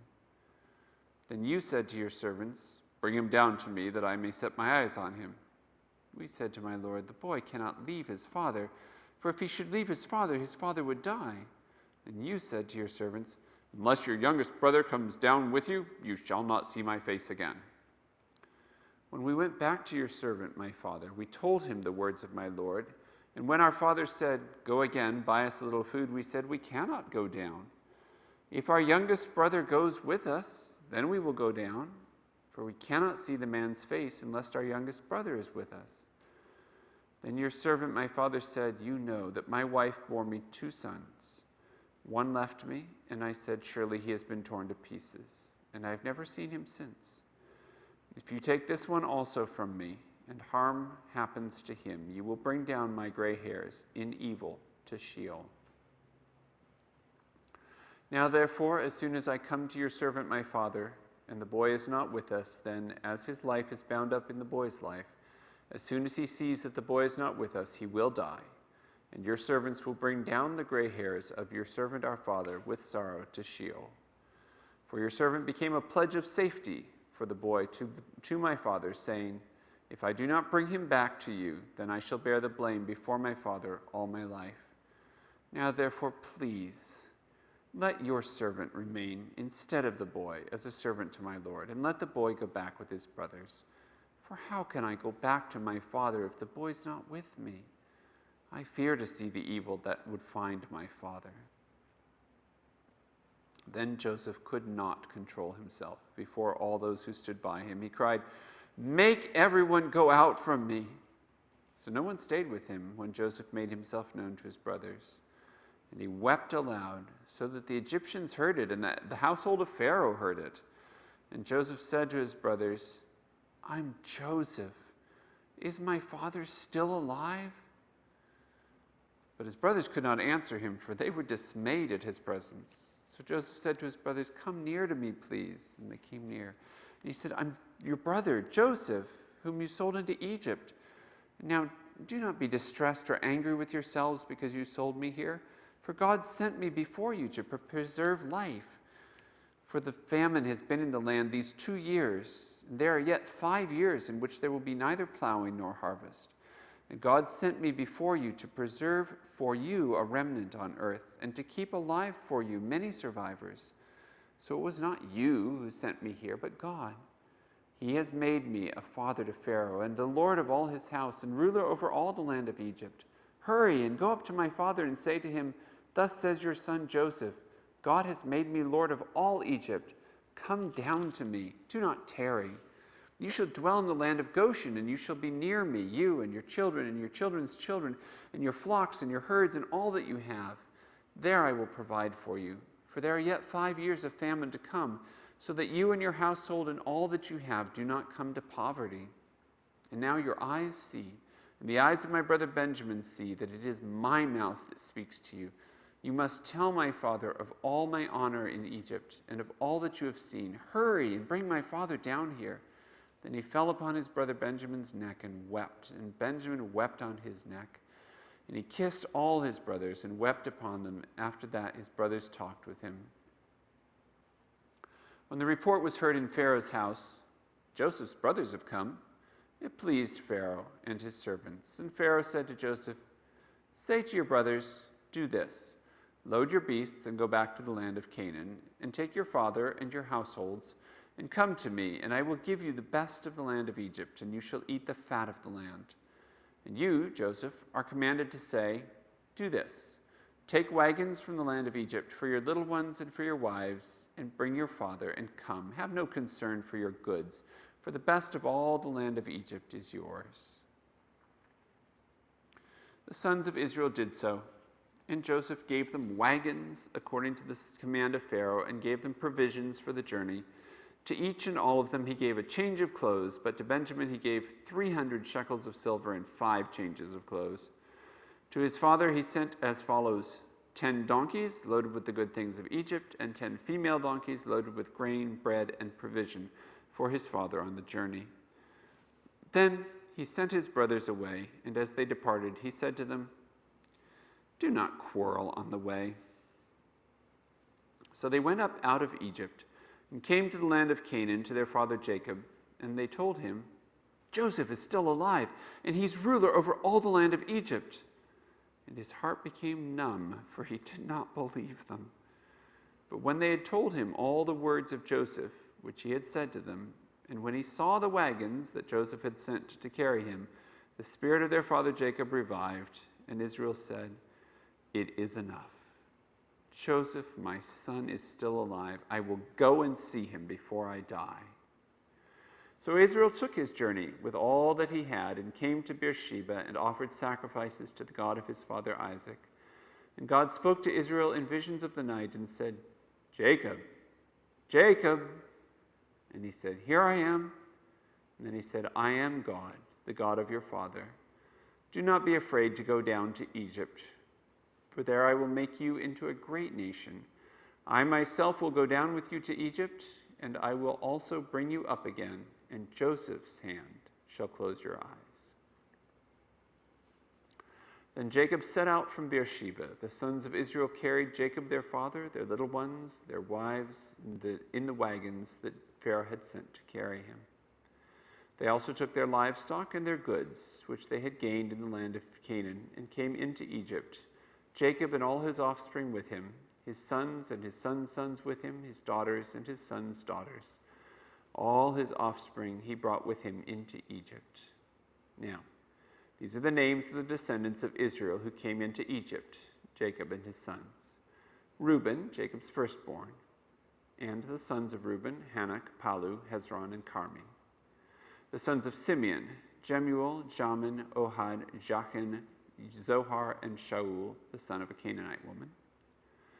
The sons of Levi, Gershon, Kohath, and Merari. The sons of Judah, Onan, Shelah, Perez, and Zerah, but and Onan died in the land of Canaan. And the sons of Perez were Hezron and Hamuel. The sons of Issachar, Tola, Puvah, Yob, and Shimron.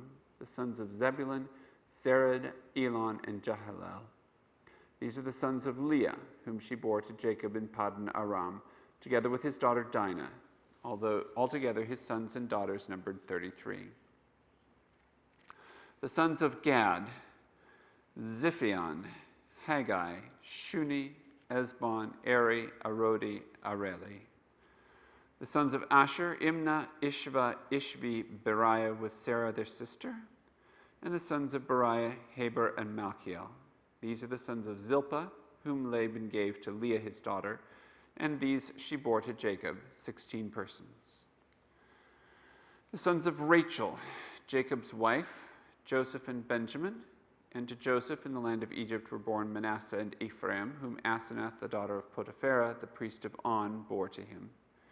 And the sons of Benjamin, Bela, Becher, Ashbel, Gera, Naaman, Ehi, Rosh, Muppim, Huppim, and Ard. These are the sons of Rachel who were born to Jacob, 14 persons in all. The son of Dan, Hushim. The sons of Naphtali, Jazel, Guni, Jazer, and Shilem. These are the sons of Bilhah, whom Laban gave to Rachel his daughter, and these she bore to Jacob, 7 persons in all. All the persons belonging to Jacob who came into Egypt, who were his own descendants, not including Jacob's sons' wives, were 66 persons in all. And the sons of Joseph, who were born to him in Egypt, were 2. All the persons of the house of Jacob who came into Egypt were 70. He had sent Judah ahead of him to Joseph to show the way before him in Goshen, and they came into the land of Goshen. Then Joseph prepared his chariot and went up to meet Israel his father in Goshen. He presented himself to him and fell on his neck and wept on his neck a good while. Israel said to Joseph, "Now let me die, since I have seen your face and to know that you are still alive." Joseph said to his brothers and to his father's household, "I will go up and tell Pharaoh, and will say to him, 'My brothers and my father's household, who are in the land of Canaan, have come to me. And the men are shepherds, for they've been keepers of livestock, and they have brought their flocks and their herds and all that they have. When Pharaoh calls you and says, 'What is your occupation?' you shall say, 'Your servants have been keepers of livestock from our youth, even until now, both we and our fathers, in order that you may dwell in the land of Goshen, for every shepherd is an abomination to the Egyptians.'" So Joseph went in and told Pharaoh, "My father and my brothers, with their flocks and herds and all that they possess, have come from the land of Canaan. They are now in the land of Goshen." And from among his brothers he took 5 men and presented them to Pharaoh. Pharaoh said to his brothers, "What is your occupation?" And they said to Pharaoh, "Your servants are shepherds, as our fathers were." They said to Pharaoh, "We have come to sojourn in the land, for there is no pasture for your servants' flocks. For the famine is severe in the land of Canaan. Now please let your servants dwell in the land of Goshen." Then Pharaoh said to Joseph, Your father and your brothers have come to you. The land of Egypt is before you. Settle your father and your brothers in the best of the land. Let them settle in the land of Goshen, and if you know any able men among them, put them in charge of my livestock." Then Joseph brought in Jacob his father and stood him before Pharaoh. And Jacob blessed Pharaoh. And Pharaoh said to Jacob, "How many are the days of the years of your life?" And Jacob said to Pharaoh, "The days of the years of my sojourning are 130 years. Few and evil have been the days of the years of my life, and they have not attained to the days of the years of the life of my fathers in the days of their sojourning." And Jacob blessed Pharaoh and went out from the presence of Pharaoh. Then Joseph settled his father and his brothers and gave them a possession in the land of Egypt, in the best of the land, in the land of Ramses, as Pharaoh had commanded. And Joseph provided his father, his brothers, and all his father's household with food, according to the number of their dependents. Now there was no food in all the land, for the famine was very severe, so that the land of Egypt and the land of Canaan languished by reason of the famine. And Joseph gathered up all the money that was found in the land of Egypt and in the land of Canaan in exchange for the grain that they bought. And Joseph brought the money into the Pharaoh's house. And when the money was all spent in the land of Egypt and in the land of Canaan, and all the Egyptians came to Joseph and said, "Give us food. Why should we die before your eyes? For our money is gone." And Joseph answered, "Give your livestock, and I will give you food in exchange for your livestock, if your money is gone." So they brought their livestock to Joseph, and Joseph gave them food in exchange for the horses, the flocks, the herds, and the donkeys. He supplied them with food in exchange for all their livestock that year. And when that year was ended, they came to him the following year and said to him, "We will not hide from my lord that our money is all spent. The herds of livestock are my lord's. There is nothing left in the sight of my lord but our bodies and our land. Why should we die before your eyes, both we and our land? Buy us and our land for food, and we with our land will be servants to Pharaoh, and give us seed, that we may live and not die, and that the land may not be desolate." So Joseph bought all the land of Egypt for Pharaoh, for all the Egyptians sold their fields, because the famine was severe on them.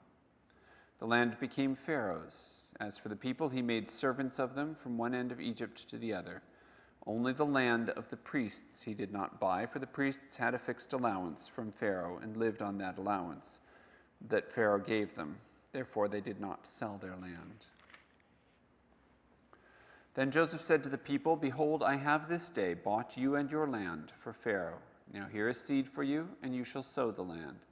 And at the harvests you shall give a fifth to Pharaoh, and 4/5 shall be your own, as seed for the field, and as food for yourselves and your households, and as food for your little ones." And they said, "You have saved our lives. May it please my lord, we shall be servants to Pharaoh." So Pharaoh made it a statute concerning the land of Egypt, and it stands to this day, that Pharaoh should have the fifth. The land of the priests alone did not become Pharaoh's. Thus Israel settled in the land of Egypt, in the land of Goshen, and they gained possessions in it, and were fruitful, and multiplied greatly. And Jacob lived in the land of Egypt 17 years. So the days of Jacob, the years of his life, were 147 years. And when the time drew near that Israel must die, he called his son Joseph and said to him, "If now I have found favor in your sight, put your hand under my thigh and promise to deal kindly and truly with me. Do not bury me in Egypt, but let me lie with my fathers. Carry me out of Egypt and bury me in their burying place." He answered, "I will do as you have said." And he said, "Swear to me." And he swore to him. Then Israel bowed himself upon the head of his bed. After this, Joseph was told, "Behold, your father is ill." So he took with him his 2 sons, Manasseh and Ephraim. And it was told to Jacob, "Your son Joseph has come to you." Then Israel summoned his strength and sat up in bed, and Jacob said to Joseph, God Almighty appeared to me at Luz in the land of Canaan and blessed me and said to me, Behold, I will make you fruitful and multiply you. And I will make of you a company of people and will give this land to your offspring after you for an everlasting possession. And now your 2 sons, who were born to you in the land of Egypt before I came to you in Egypt, are mine. Ephraim and Manasseh shall be mine, as Reuben and Simeon are. And the children that you fathered after them shall be yours. They shall be called by the name of their brothers in their inheritance. As for me, when I came from Padan, to my sorrow, Rachel died in the land of Canaan, on the way, when there was still some distance to go to Ephrath. And I buried her there on the way to Ephrath, that is, Bethlehem. When Israel saw Joseph's sons, he said, Who are these? Joseph said to his father, These are my sons, whom God has given me here. And he said, Bring them to me, please, that I may bless them. Now the eyes of Israel were dim with age, so that he could not see. So Joseph brought them near him, and he kissed them and embraced them. And Israel said to Joseph, I never expected to see your face. And behold, God has let me see your offspring also. Then Joseph removed them from his knees, and he bowed himself with his face to the earth. And Joseph took them both, Ephraim in his right hand toward Israel's left hand, and Manasseh in his left hand toward Israel's right hand, and brought them near him. And Israel stretched out his right hand and laid it on the head of Ephraim, who was the younger, and his left hand on the head of Manasseh, crossing his hands. For Manasseh was the firstborn. And he blessed Joseph and said, The God before whom my fathers Abraham and Isaac walked, the God who has been my shepherd all my life long to this day, the angel who has redeemed me from all evil, bless the boys. And in them let my name be carried on, and the name of my fathers, Abraham and Isaac, and let them grow into a multitude in the midst of the earth. When Joseph saw that his father laid his right hand on the head of Ephraim, it displeased him, and he took his father's hand to move it from Ephraim's head to Manasseh's head. And Joseph said to his father, Not this way, my father, since this one is firstborn. Put your right hand on his head. But his father refused and said, I know, my son, I know. He also shall become a people, and he also shall be great. Nevertheless, his younger brother shall be greater than he, and his offspring shall become a multitude of nations. So he blessed them that day, saying, By you Israel shall pronounce blessings, saying, God make you as Ephraim and Manasseh. Thus he put Ephraim before Manasseh. Then Israel said to Joseph, Behold, I am about to die, but God will be with you, and will bring you again to the land of your fathers. Moreover, I have given to you, rather than to your brothers, one mountain slope that I took from the hand of the Amorites with my sword and with my bow. Then Jacob called his sons and said, Gather yourselves together, that I may tell you what shall happen to you in days to come. Assemble and listen, O sons of Jacob. Listen to Israel, your father. Reuben, you are my firstborn, my might and the firstfruits of my strength, preeminent in dignity and preeminent in power. Unstable as water, you shall not have preeminence. Because you went up to your father's bed, then you defiled it. He went up to my couch. Simeon and Levi are brothers. Weapons of violence are their swords. Let my soul not come into their counsel. O my glory, be not joined to their company, for in their anger they killed men, and in their willfulness they hamstrung oxen. Cursed be their anger, for it is fierce, and their wrath, for it is cruel. I will divide them in Jacob and scatter them in Israel.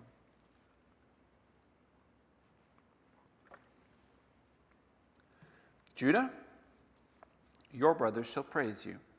Your hand shall be on the neck of your enemies. Your father's sons shall bow down before you. Judah is a lion's cub. From the prey, my son, you have gone up. He stooped down, he crouched as a lion, and as a lioness, who dares rouse him? The scepter shall not depart from Judah, nor the ruler's staff from between his feet, until tribute comes to him, And to him shall be the obedience of the peoples, binding his foal to the vine, and his donkey's colt to the choice vine. He has washed his garments in wine, and his vesture in the blood of grapes. His eyes are darker than wine, and his teeth whiter than milk. Zebulun shall dwell at the shore of the sea. He shall become a haven for ships, and his border shall be at Sidon. Issachar is a strong donkey, crouching between the sheepfolds. He saw that a resting place was good, and that the land was pleasant, so he bowed his shoulder to bear and became a servant at forced labor. Dan shall judge his people as one of the tribes of Israel. Dan shall be a serpent in the way, a viper by the path, that bites the horse's heels, so that his rider falls backward.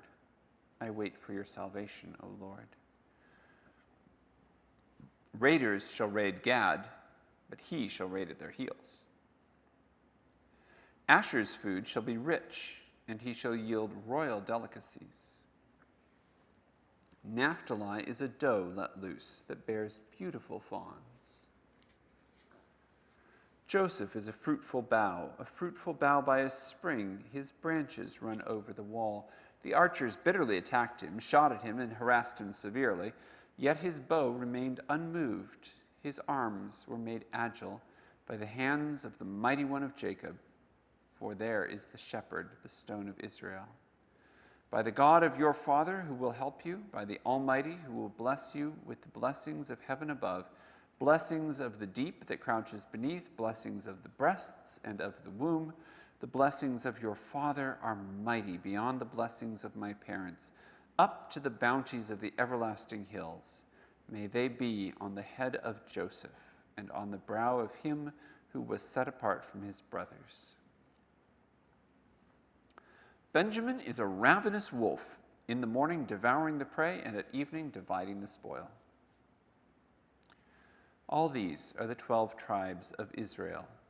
This is what their father said to them as he blessed them, blessing each with the blessing suitable to him. Then he commanded them and said to them, I am to be gathered to my people. Bury me with my fathers in the cave that is in the field of Ephron the Hittite, in the cave that is in the field at Machpelah, to the east of Mamre, in the land of Canaan, which Abraham bought with the field from Ephron the Hittite to possess as a burying place.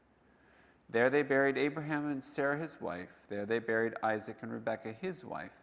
And there I buried Leah. The field and the cave that is in them were bought from the Hittites. When Jacob finished commanding his sons, he drew up his feet into the bed and breathed his last, and was gathered to his people.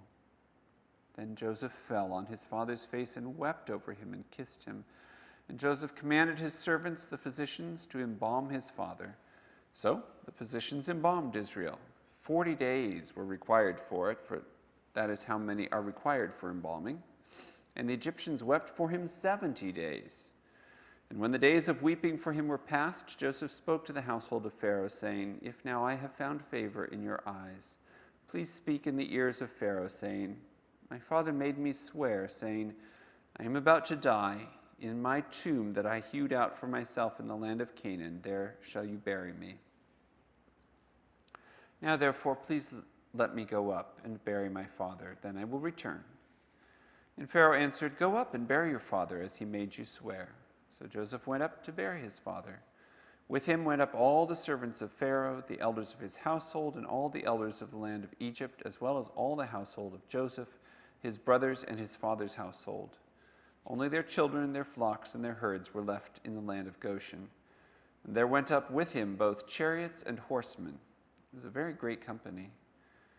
When they came to the threshing floor of Atad, which is beyond the Jordan, they lamented there with a very great and grievous lamentation. And he made a mourning for his father 7 days. When the inhabitants of the land, the Canaanites, saw the mourning on the threshing floor of Atad, they said, This is a grievous mourning by the Egyptians. Therefore the place was called Abel Mizraim. It is beyond the Jordan. Thus his sons did for him as he had commanded them. For his sons carried him to the land of Canaan and buried him in the cave of the field at Machpelah, to the east of Mamre, which Abraham bought with the field from Ephron the Hittite to possess as a burying place. After he had buried his father, Joseph returned to Egypt with his brothers and all who had gone up with him to bury his father. When Joseph's brothers saw that their father was dead, they said, "It may be that Joseph will hate us and pay us back for all the evil that we did to him." So they sent a message to Joseph saying, "Your father gave this command before he died. Say to Joseph, 'Please forgive the transgression of your brothers and their sin because they did evil to you. And now please forgive the transgression of the servants of the God of your father.'" Joseph wept when they spoke to him. His brothers also came and fell down before him and said, "Behold, we are your servants." But Joseph said to them, "Do not fear, for am I in the place of God? As for you, you meant evil against me, but God meant it for good, to bring it about that many people should be kept alive as they are today. So do not fear. I will provide for you and your little ones." Thus he comforted them, and he spoke kindly to them. So Joseph remained in Egypt, he and his father's house. Joseph lived 110 years. And Joseph saw Ephraim's children of the third generation. The children also of Machir, the son of Manasseh, were counted as Joseph's own. And Joseph said to his brothers, "I am about to die, but God will visit you and bring you up out of this land to the land that he swore to Abraham, to Isaac, and to Jacob." Then Joseph made the sons of Israel swear, saying, "God will surely visit you, and you shall carry up my bones from here." So Joseph died, being 110 years old. They embalmed him, and he was put in a coffin in Egypt.